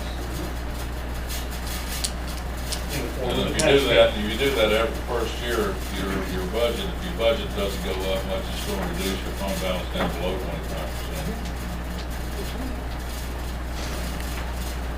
Well, it may sound a little bit odd, but it's been a way for them. It hurt to get down a little bit. You can take it down as low as you want to take, you can take it down to zero. But then when you can't fund, you don't have any money in fund balance to fund any of these projects and any of these other expenditures that come up, providing ambulances or police cars and so forth, your only alternative then is to raise taxes to do that. We've got that covered for the next year in the proposed budget. Well, unless you make some more changes to what we have right here, we're appropriating, anywhere between 1.6 and a little over $2 million fund balance in this budget. And that's gonna take it down, Percentage at 31. 31 is the current year. There's a whole lot of questions on what revenue we're going to get from sales tax. Yeah, the other thing you don't know is if the state passes their new revenue proposal and they cut our sales tax, and they cut our ability to get refunds from sales tax, you're gonna run out of money for this year, and then you're gonna have to cut expenditures somewhere this year, or appropriate even more fund balance to cover them until the next year, and if you're not careful, you're gonna be in a position that the only way you can maintain the level of services is to increase the taxes on everybody to do it.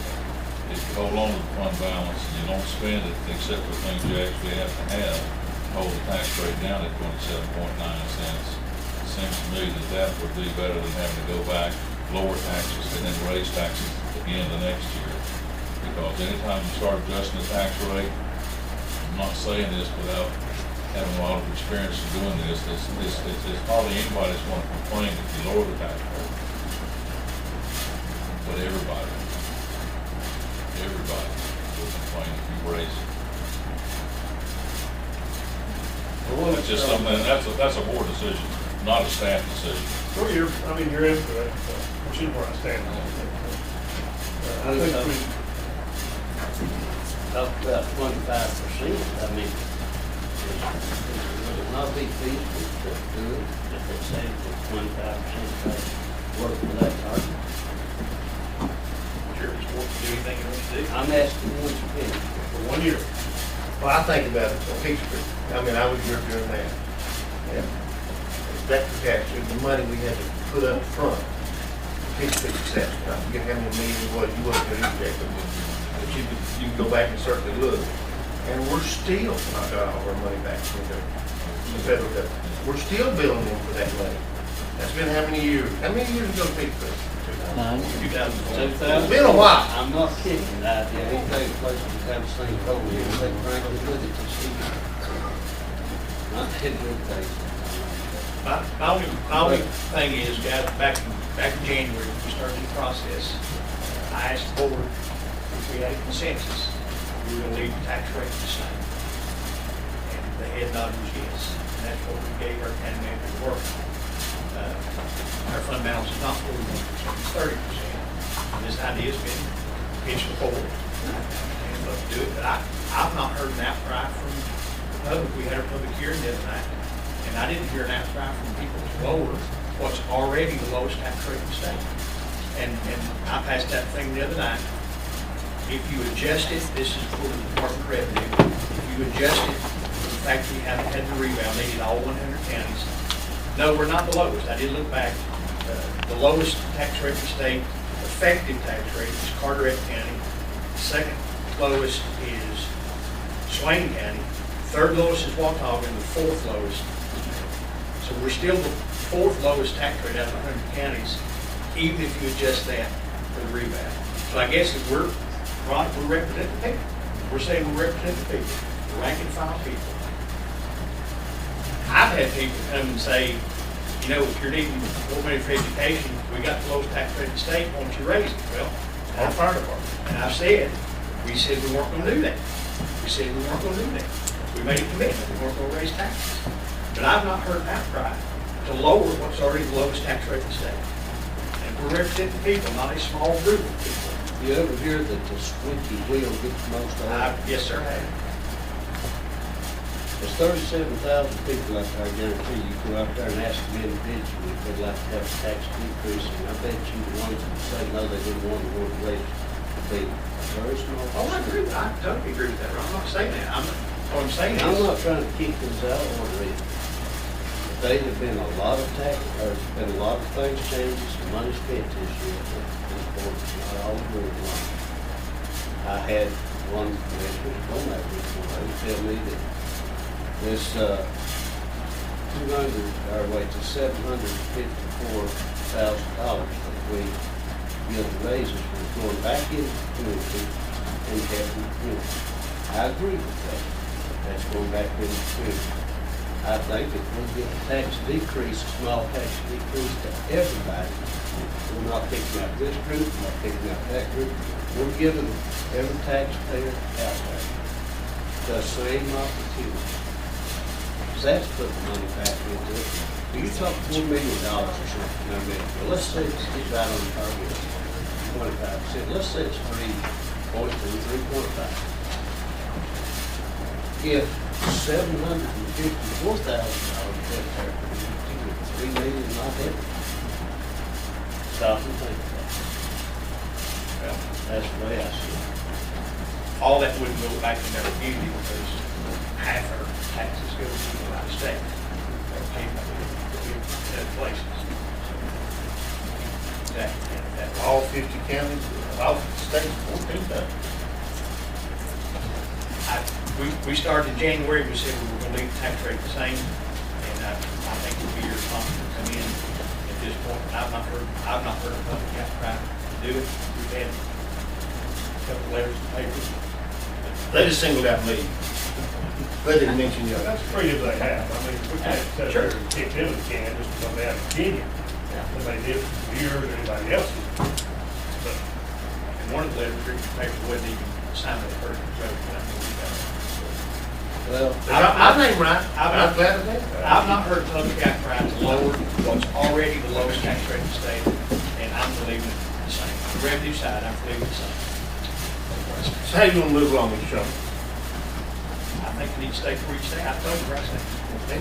How you gonna move along? What are you gonna do? What's the next move?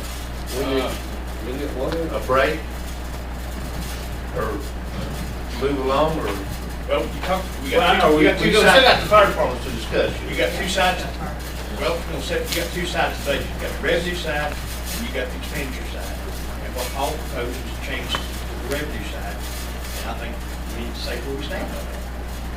If we're gonna tell Jack that he's gotta go back and refigure, drop I've the got to tax rate balance, for I've got to balance the budget to bring you an ordinance tonight, so that'll have. we've gotta let him know. it must be the expenditure But side. if we take $4.5 million out of recurring revenue and replace it with one-time revenue out of the fund balance, what is that gonna leave us? I'm not doing that. No, and I'll tell you where I'm at, Mr. Chairman, real quick, is we don't know what the state's gonna do. This tax is gonna affect the county somehow. We don't know how much. We have a good fund balance that we can, that gives the opportunity to this board, if there is a disaster, whatever might come along, that we want to help, whether it be positions at the EMS, whatever we might want to do to help the public safety. So, I think, we've got revow coming, we've got to have a revenue neutral budget. You've shown you do this over 2 years, you're way under the 25%, and sit before a board that there's nobody that you want. So, I think with the budget that, the proposal that you have in front of us, Mr. Manager and Mr. Chairman, I think I certainly support that. I would like to see you come back and try to rework for the people that said that these positions was getting all 16 of them, but I'd like to see those done. And, the things that's facing us now, to drop the millage rate 4 cents, when we have so many uncertainties coming at us, we don't know. I think we're not being frugal on our part, and I'm determined nobody has mentioned, that, nobody would be for lower taxes, everybody's for that, but when you start cutting services, and when you eat your seat forward, nobody's for that either. So that's where I'm at. And would not require any services of money. For 1 year. You're talking about 1 year, you can't, in my business, I certainly don't budget just for 1 year. I try to look ahead and see what's going to come. I got that payroll I got to do next year, and the year after that. Well, if you cut $4 million out of the budget, and replace the tax revenue with fund balance, you're replacing ongoing continuous expenditures with fund balance.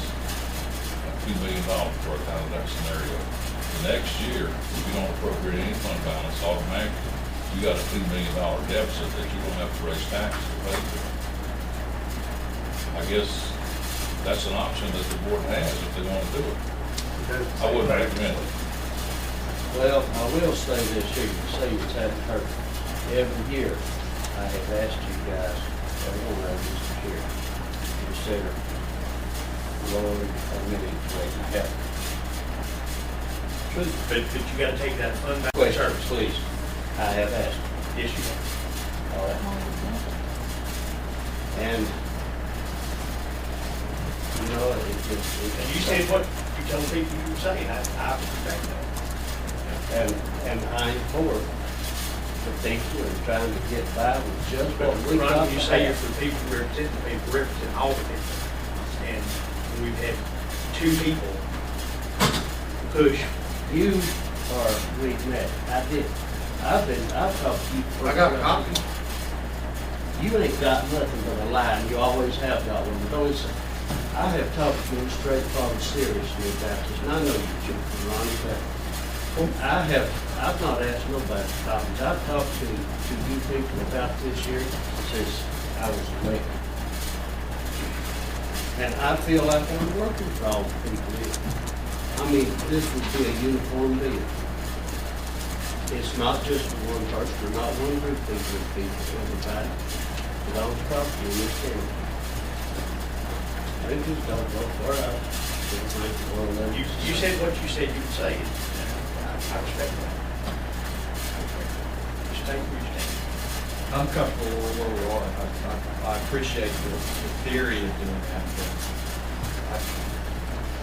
I'm not a gambling soul, so I take that chance to do it for 1 year and the potential behind it. And I throw these guys, Economy drops, there's a lot of potential things that happen. It scares me, so I'm not very comfortable to understand.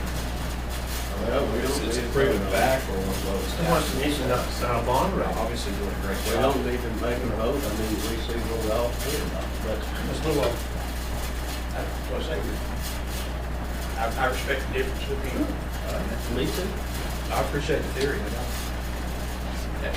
And just for the record, it's not the first time it's been proposed, this has been suggested by some of the same folks over several years, and I respect that.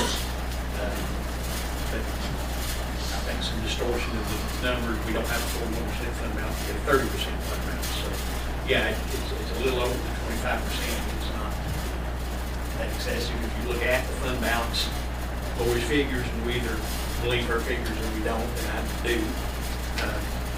The fund balance has been pretty flat back since 2007. It's not like it's growing.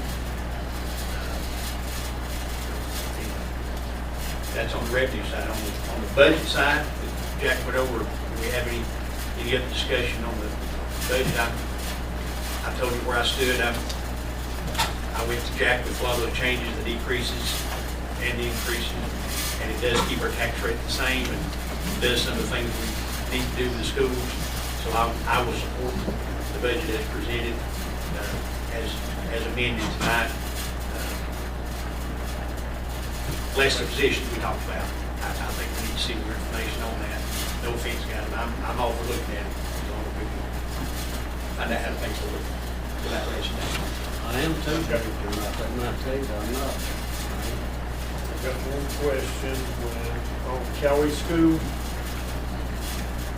Big page on expenditures. $40-something for new heating, and I talked to Jack about this the other day. Why are we putting a new heating system in there now? Children. Well, it's to save money in the long run. They had an old boiler system there that was very uneconomical. The reality could have been 10 years ago. And with County School has really come into its own. I don't know how many we have leads, but we do have a big open house plan in August. Well, we still own the building. We own the building. And we've committed for 3 years to, I think that was the commitment. I thought it was $70,000 annual commitment. It was for 3 years. And the heating system was recommended, and it showed what the savings would be, that it would pay for itself, and we saw that. Man, you might know. Depending on the price of fuel, it's an old fuel system, and like you say, it should have been replaced sometime back, but since Board of Education, I guess, looked anticipated closing that school for some time, they didn't put any money in that system, and it is a very expensive system to operate, and it's in bad shape. In fairness to them, new school built, they would have actually, the House County Commission lowered the capital outlay money, so they really did prioritize what they're broken. They didn't prioritize replacement. But you can go back and spend money on patching up the old system they got there, and that'll get you by. But if you replace the system, it's going to save money in the long run, whoever. And right now, the county owns the building, it's a county facility, it's like the library and some of those around here. So if you can cut down on the annual utility costs, in the long run, you're going to save money, but you're going to get a little bit of money on that front. So that's basically the reason for it, I guess, Mark. Let me ask you a question, Mr. Chairman. We can vote on this. We told the board one thing, and I'm always going to have to We do it either way. Full disclosure, I talked to the manager in detail about these things. I can tell you, I'm in agreement with the budget as it stands with the changes. Just to clarify, when you say the changes, you're talking about the 476, 754 net increase. So I know what, Yeah. I guess that's what we need tonight is a consensus to add this or not add it, so that I can prepare the final ordinance. I think for consideration. we need to give them consensus if we support that, and if we do, they need to have the budget ordinance ready for the night. But of course, I've been involved with the sheriff's department and the library and talked to the county manager at Vance about it today and you, Mr. Chairman, and to see where everybody was at. So I'm certainly, I'm in agreement that with a net increase of 476, 754 without a tax increase and doing the things listed with the reductions and the line increases, I would truly support going ahead with the budget. I have no further questions about it. I'm sure y'all will, EMS is going to be on the forefront of my pressing finger as we move forward. And I would like, in the budget ordinance, if it passes, Mr. Manager, is to have a paragraph in there saying that, we instructed you to pursue about the EMS and the dispatch, and a method of payment. Is that fine? We can revisit it. Why don't we, when we're trying to reorganize the EMS services, the fire department's a big thing. I tried to call Ken, but I think he'll be here. But, That's next, that's sort of so separate. isn't that part of this? Do we want to You do haven't talked about that, you got. We hadn't talked about four the fire department. adjustments. I'm not happy with this budget, we didn't cut anything, but, enough said. But yeah, the fire departments, I mean, that's another tax. And I've been involved with Bill Bernatown, I was part of that move and was on the board and managed on a lot since then. But it seems to me, and in talking to a lot of people this last week, is where do we go with these fire departments? That is a separate tax. Some of them are up to 8 mills, which is a pretty sizable tax rate. What do we do with the fire department? Are we just going to let this thing go hodgepodge, as it appears to me to be now? We got, what, 16, 18 buildings, substations, stations? I think so. You got 11 fire departments, 5 have substations, right? Basically, our relationship between the county and the fire departments is simply this. Fire departments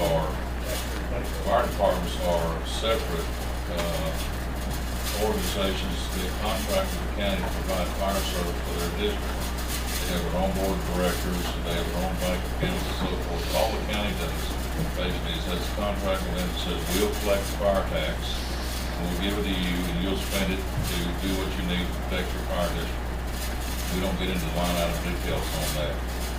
What the county commissioners have retained is their ability to approve or not approve any tax rates in the district. So we've got a contractual relationship. We don't really run the fire department, and we don't really want to. No, but we let it tax. You approve or not approve their tax request. But I see what you're asking. Unless we get into business, the county took over the fire departments, we had a uniform, some type of uniform way of running the fire departments. That's where you're going with that. Well, I think Jimmy mentioned the other night, I don't know, head guy over the fire departments. Fire department has Each their fire own board of department, each directors. fire They have fire commission, Yeah, they have their Fire own board. commission. But, But there's not a standardization. there's no standardization in this thing. I mean, we got some with employees, some with 2 employees, some want to build a $1 million substation, and, and Well, each district is different too. I mean, for the population they serve, for the amount of people that they serve, the amount of calls that they answer. Everything's not uniform. Very, foreign towns and islands is a big difference.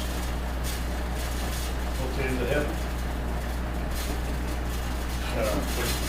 You guys will discuss the But the budget ordinance is different, and that was Part part of it. of the comprehensive budget orders, when you all adopt the budget, set the tax rate for the general fund, you also adopt the tax rates, whatever they are, for our fire districts at the same time, part of the comprehensive ordinance. We do have a sheet on the fire districts that Laura put together for you that shows all the fire districts and all the tax rates and the amount of money that's generated by their current tax and then the amount of money that will be generated by those who have asked for an increase. And we can walk you through this if you want to. Or Laura can, she's the expert on it, so. As you can see, to start with Clark's Chapel, their current rate is .042. They're asking for a half a cent going to .047. That would generate them an additional $23,224 in revenue. And auto, I don't know, do you want to talk about that, sorry? I just want to mention that real quick while you're on. If you look at their requested budget here, which is the second item all the way on the right, second one. If you look at those total numbers of what they're requesting, I personally don't have a problem with Clark's Chapel. 218. 303 testimony that we took about the quantity of calls they have. They're getting by presently, even with tax increase, a lot less money than a lot of the other departments are. Does that make sense? Go ahead, Laura. Okay, and now, auto, their current tax rate is .042. I had in my notes, and maybe y'all remember better than I, that they either were requesting .049 or .050. So They was requested. I just put both numbers there. They were because I requesting had 7. The 49 is what they 7 want. yes. Okay. Yeah, 107 cents. Okay, so that'd be a .049. So that would generate their department an additional So the top figure is $39,980. correct. Top figure, just ignore that one below it. And they were wanting, they were wanting to add one paid employee. That's what they- I believe it's in the 6, do his shift, 6 to 3 or whatever, 6 to 2, and then somebody works from 2 to, Yeah, there is gonna be an overlap, so the automatic. for the 2 shifts overlap. And I have received, as most of y'all have, of course, a number of residents, most of them in support of that, for the services that the October Fire Department provides. We'll throw that in, so. We do it. Moving on down to Burning-Town, their current rate is .059. They had asked for a penny increase, so that would take them to .069, and that would generate an additional $25,472 for their department. And I made a note too, that was to add employee. Reasoning 5 days a week, I think. Is that right? Yes, a day. That's correct. Work day. And Kelly, Cowee, their current rate is .082. They requested 0.4 cents, which would take them to .086, generating $12,940 for their department.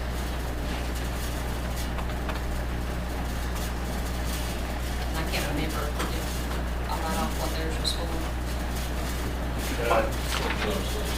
Substation. Yeah, they have the land was donated to them on Mason Branch, if y'all remember.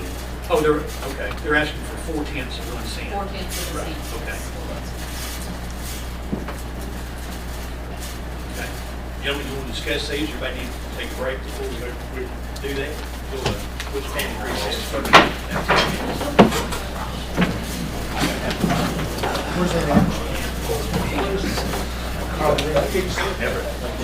Fire department, this guy.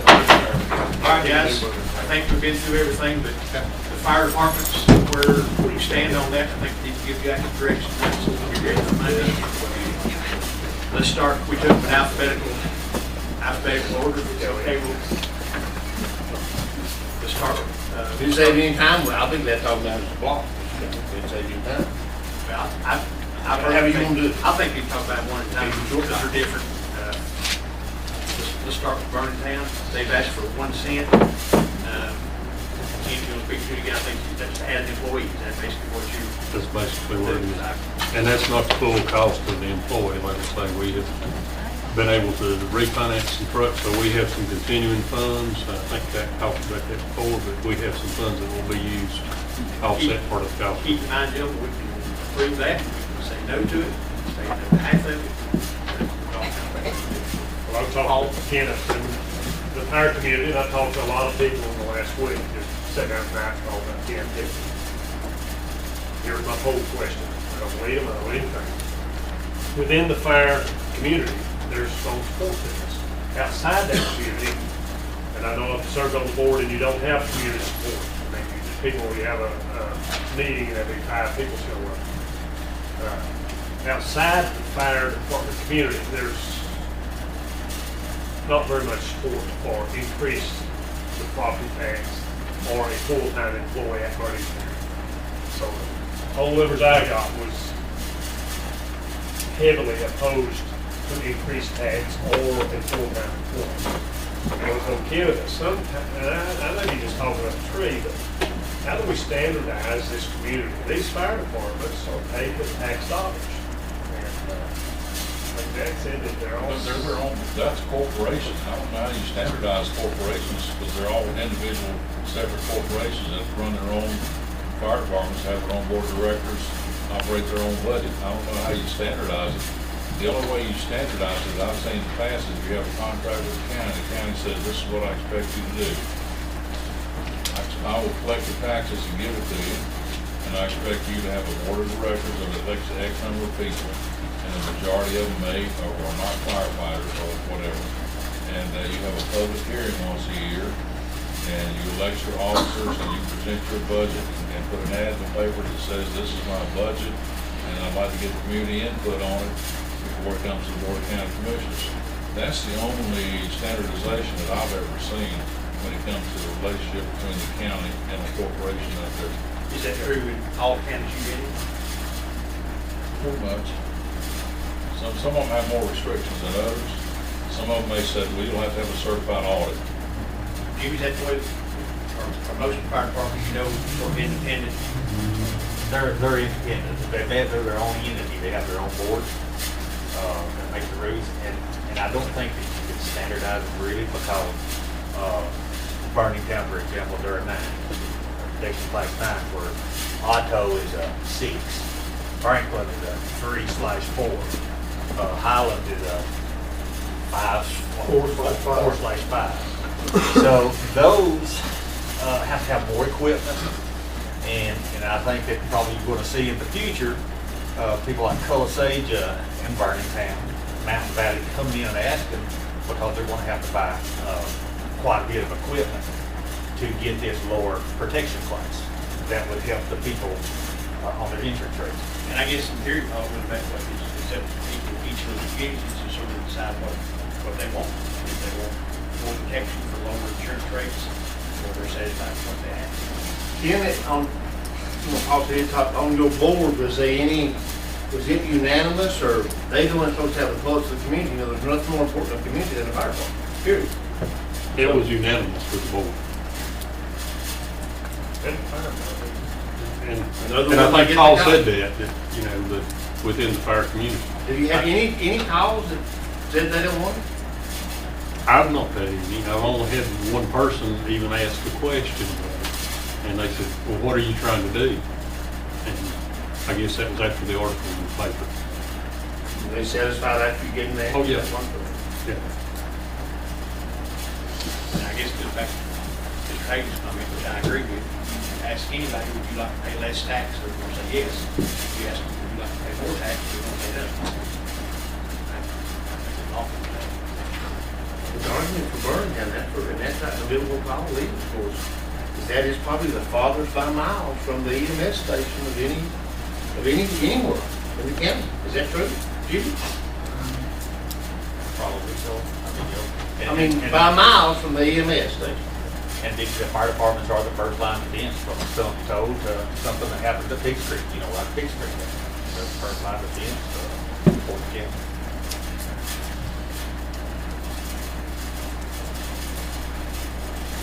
think, Mr. Chairman, the point is, most of the jobs are not in the Burning-Town community. I think Chuck Sutton mentioned that when, we were an agricultural community and people were farming in that community and responded to fire department and had a whole lot less calls at that time. A lot more people that were firefighters lived and worked in that community. Now the jobs are here or somewhere else. And so during the daytime hours, just like some of the other areas, there are very few of our firefighters that are there. It's about 3, and some of those are part-time that are there during the daytime hours. Like I said, I've responded to over 100 calls last year. And I farm, and I might be up the corner of a pasture on tractor, so it may take me 5 minutes to get back to a truck that I can respond to. So, that golden hour is real important.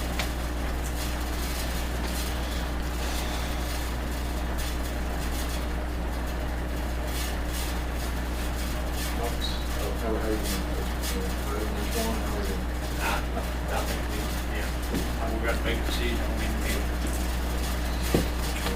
Order or?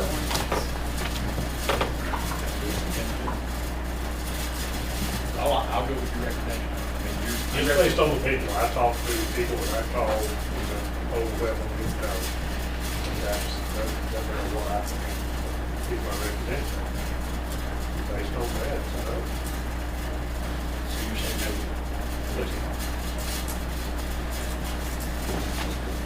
Of course, I would take the same view. I think that this is another example. When you put that full-time fireman in Burning-Town, those people that said no, if they would want to make that call, they're not going to be out there flagging it down, they'll turn around and go home. This is the furthest fire station from the EMS base. In all respect to Paul who lives in the community, I've also talked to several people in that community. They think they should have had it a long time ago. Once I talked to them, it might be a different path from all the time. But I'd be in support of Burning-Town from the dedication.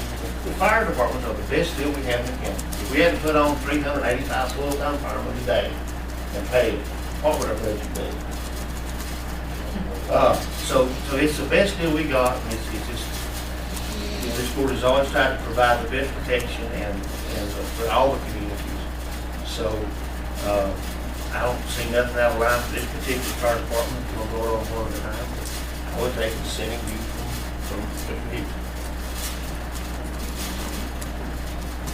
But if you'll bring it to a vote, we'll do that. Well, I'll just say, I'm going to talk to Ken about it, too, on the phone.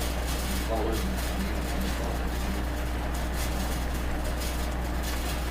I agree.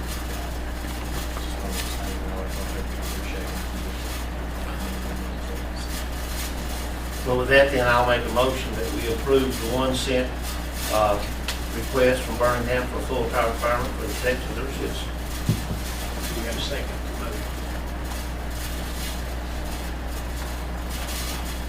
Hearing none. Motion dies for lack of second. I'd also call for a vote for no, Mr. Chairman. I'll make it, we want it to not fund the 1 cent. Make motion, not fund that? Yes. Yeah. So moved. Second. All right. Any discussion? All in favor of the motion, say aye. Opposed? No. No, Mr. Beal, voted no. Clark Chapel. Mr. Sutton indicated that this would be 1/2 of 1 cent, and that would keep their budget the same. Is that right, Mr. Tatum? That would keep their revenue the same. I guess I'm a little confused already. It's about 23,000. It was over what I'm showing as current budget. Apparently last year we had different numbers than what I had in the budget ordinance, and I think that's where some of the confusion is. If I can put my hands on one piece of paper, this is Clark's Chapel.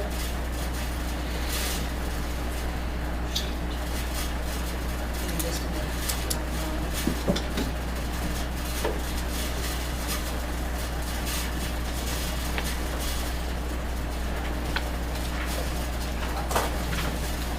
Sorry, I've got a spreadsheet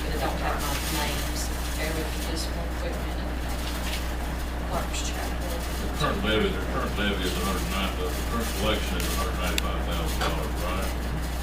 And at a tax rate of 4.7 cents, it would bring in $218,000, which is $23,000 more than they currently pay. I knew that was a question there, of confusion between what the value was, so his actuals last year were 197,793. His actuals projected this year are 196,964. So actually, they've been operating, last year they operated off of getting 197,793 from the county. They're gonna be operating the budget we're about to end, getting roughly 196,964. So the 195,079 projected is, really kind of in line with that. So I guess on their books, they were going by one value for the current budget we're about to end. But I know on our books, I had the values that I just spoke of. Like I said, I analyzed all departments today and projected how they were going to end the year and looked at their actuals from last year. And those are the two numbers I just spoke of to you. Okay, so if we approve the half-cent increase, does that keep their budget the same or does it? And actually, from my perspective, it gives them 23,000, because like I said, last year we sent them 197,793. This year, we're gonna send them roughly 196,964. So, from my perspective, it's, it's more money for them. I guess on paper, they were operating off of the, Have you discussed that with the chief or?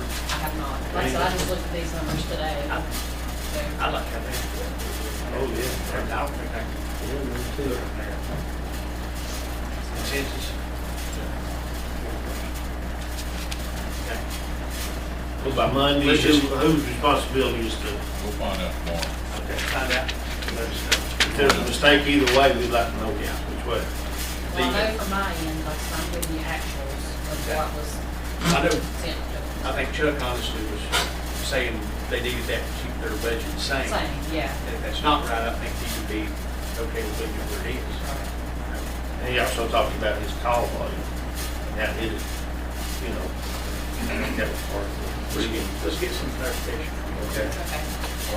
So you're not gonna get back together though until probably Monday, but I guess I'm looking, if Chuck understands that the current tax rate brings in about the same amount of money he's got this year, and the revised tax rate brings in an extra $23,000, and he doesn't need the extra $23,000, the board's saying we just shouldn't leave it like it is. That's right. But I guess on the other hand, if it does bring in the extra $23,000 to the board, If he needs it, yeah. I mean, he thought he needed that. he thought he needed because the figures he was operating on were wrong. Right. That's what it looks like to me. Is that, I think in his mind, he's gonna say he needs it, because like I'm saying, I think probably on his budget, a budget's just numbers, and your actuals are what they are.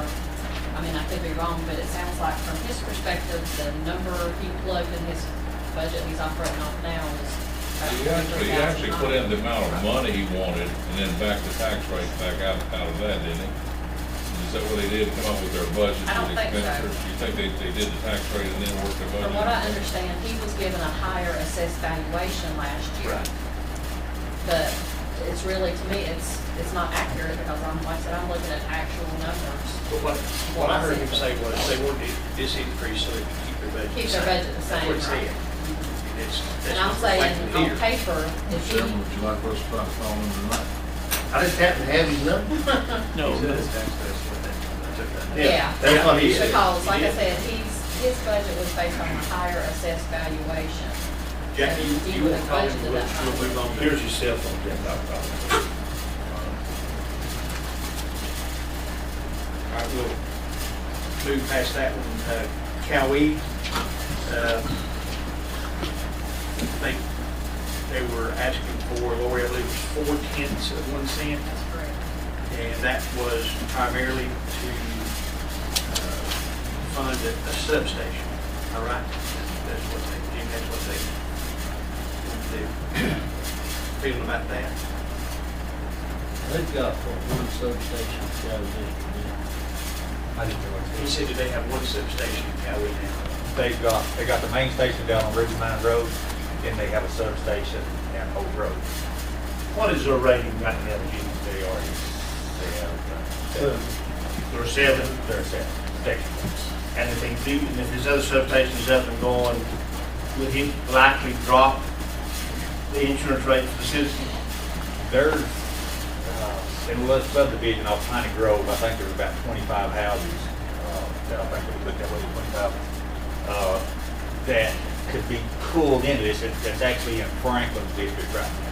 If they would pull from Franklin and put them in there? Yeah, I mean, you all would have to approve that coming out of Franklin's gray area into, Cali. With the new substation at Mason County? Yes, and it would be pulled into that substation. But it wouldn't automatically, probably wouldn't automatically give them a protection class 7. It would probably bring them into a protection class 9. And Cowie would possibly have to retest with the Office of State Fire Marshal to get that area down to a protection class 7 or lower. And if they did that about, on a $200,000 house, what would that say to the citizen? Going a $200,000 house in a protection class 10 is somewhere around $1,200. And if they went to a 7, they would probably save anywhere $300, $350. Not a 7 or 8. And then, but going from a 10 to a protection class 9, probably $150. A year. But that only saves only 25 houses. Pretty much, I mean, until they would have to retest with the Office of State Fire Marshal and bring that, their whole district into a lower protection class. They would have a split, they could possibly have a split district of 7/9. I don't mean to speak out there, but I think there are some properties on Mason Branch that are in a protection class 9. This substation would bring those properties to a protection class 7 pending their test with the Office of State Fire Marshal. Anything within 5 miles. You know, and if they do pass that, with those 25 houses would be in the 5 mile also. But they would probably have to retest to get those down to a lower protection. Those 25 on Piney Grove are in Franklin's district, but they're not covered. I mean, they're not within 6 miles of Franklin. So they're not getting the break that Franklin residents are getting, right, Todd? They're just too far from the station. Okay, they're over 6 miles. It's smarter than I am. Mr. Sutton said leave it the same. Huh? Mr. Sutton said leave it the same. Okay, that's easy enough. Okay, back to Cowie. Now, can I relay a conversation I had with the chief there? Talked to Chief Pendergrass, and of course, one concern was the high rate that they have, and what I suggested to him, if the board would approve 50% of what he's asking for, and he said that would be fine, and that they would try to see if they could do some fundraisers and other things that's going to be designated for that substation, and see how they do in the coming year. So, I'm gonna be consistent here. I think we need to, we talked about listing the communities. We heard from all that didn't want that. I've heard nothing but positive from Cowie. We also got a letter from the community development group supporting it, which speaks a lot to me. So I would be in favor of 102. so that's 50%, correct? Yeah, 102. And I also mentioned that to some of the folks down there, and they were to agree.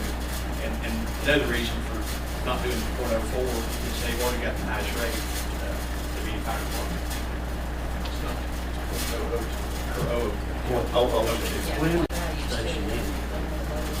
Well, they'd have to get together the money. it might take them 2 years. Well, they got the land, they put the land up as part of the collateral to get a loan. So they have the land donated, so I'm sure the local bank would work with them. They got to go away and make the payment. I'm just not catching it. I mean, if you fund the full amount of 4,000 more. It's that really close. 12,000 a year. So I'm saying, but under there, I think we're not saying something. They'd have to have a lot more increase in that to pay for it. I think they're probably looking to make a payment or subsidized, so that would be that. Is it your district or which? No, one is, It's politics, yeah, that's what it's politics. Right. No, it's District not. 3. District. Your district. Yes, District 3. Has anybody heard overwhelmingly negative comment? I've not. Yeah, I've not been getting no. I'm just going back to the development group, which is a large group down there, very active, supports it, so I'd be in favor of going forward too. We sort of like the criteria. These are, all favor, cutting insurance, even if it's It would eventually would.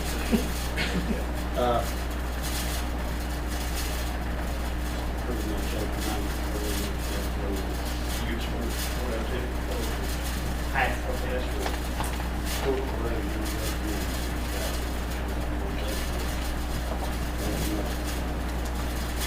Do that, I make a motion for the county volunteer fire department that we give them an increase of .002. That's approximately 50% of their request.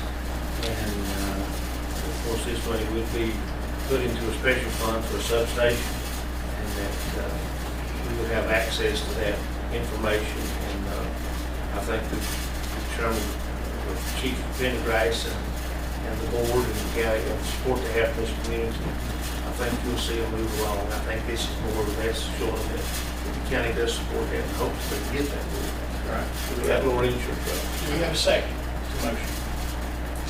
All right, we have a motion and a second. Any further discussion? Yeah, we. Hearing none, all in favor say aye. Aye. Opposed?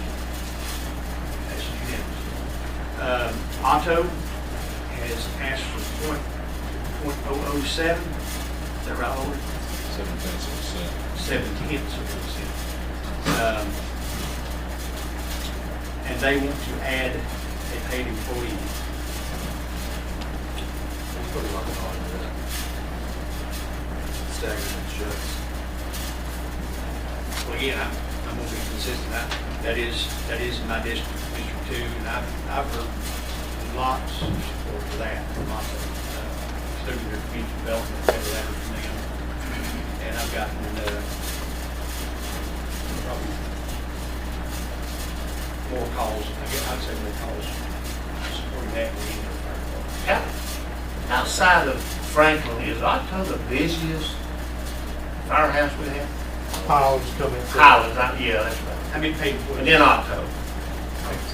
Yeah, there'd be 2 or 3 departments that would be I running. forget what the Otto's- call volume was, it was just, it was amazing. Otto's probably the 3rd busiest. And Frank's got how many employees now? They have 2 full-time paid, but I think the town has approved to hire 2 more. We'll have 4 full-time. And Highlands, which is the second business, has 2 full-time. Not so the third business, they have 1 full-time. Correct.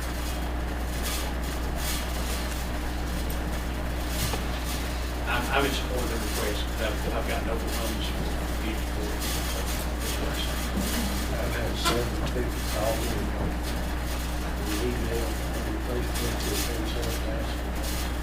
Thank you for the secretary. Contact me and said, "This is for that." Motion to approve the increase for Otto. Okay, motion is to approve their request of .007 cents. Do we have a second to that motion? Talking about, Mr. Bill's recommendation about being the first thing we say, no tax cuts, even highways and everything else, like we got. And we'll set it up. Okay. We have a motion and a second. Any further discussion on the Otto request?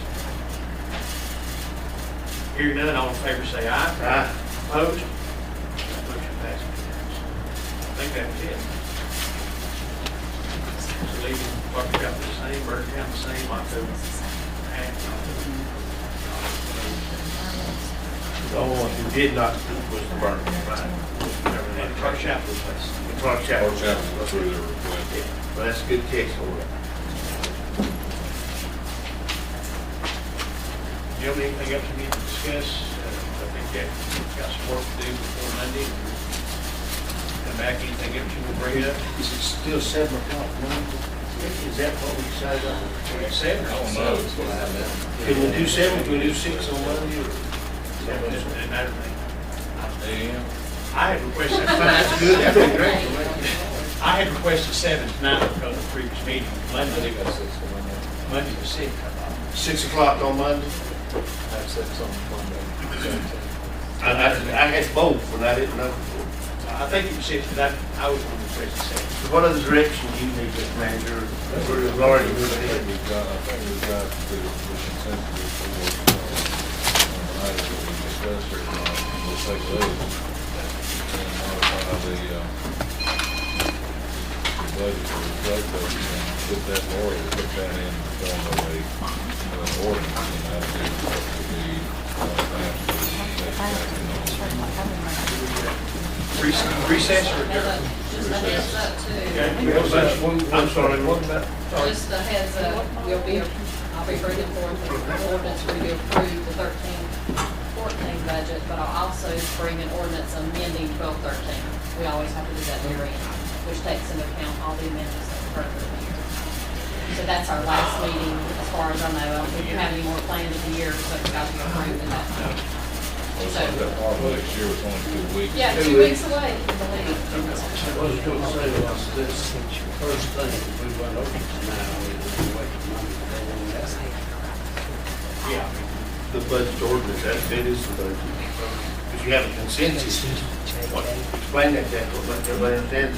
We have a consensus that we have the majority approval for the amended budget that we approved tonight, that we presented tonight. The bottom line was 460, whatever it was. 57. The new bottom line general fund will be 47,124.70. That's the budget book plus the 476,754. 47.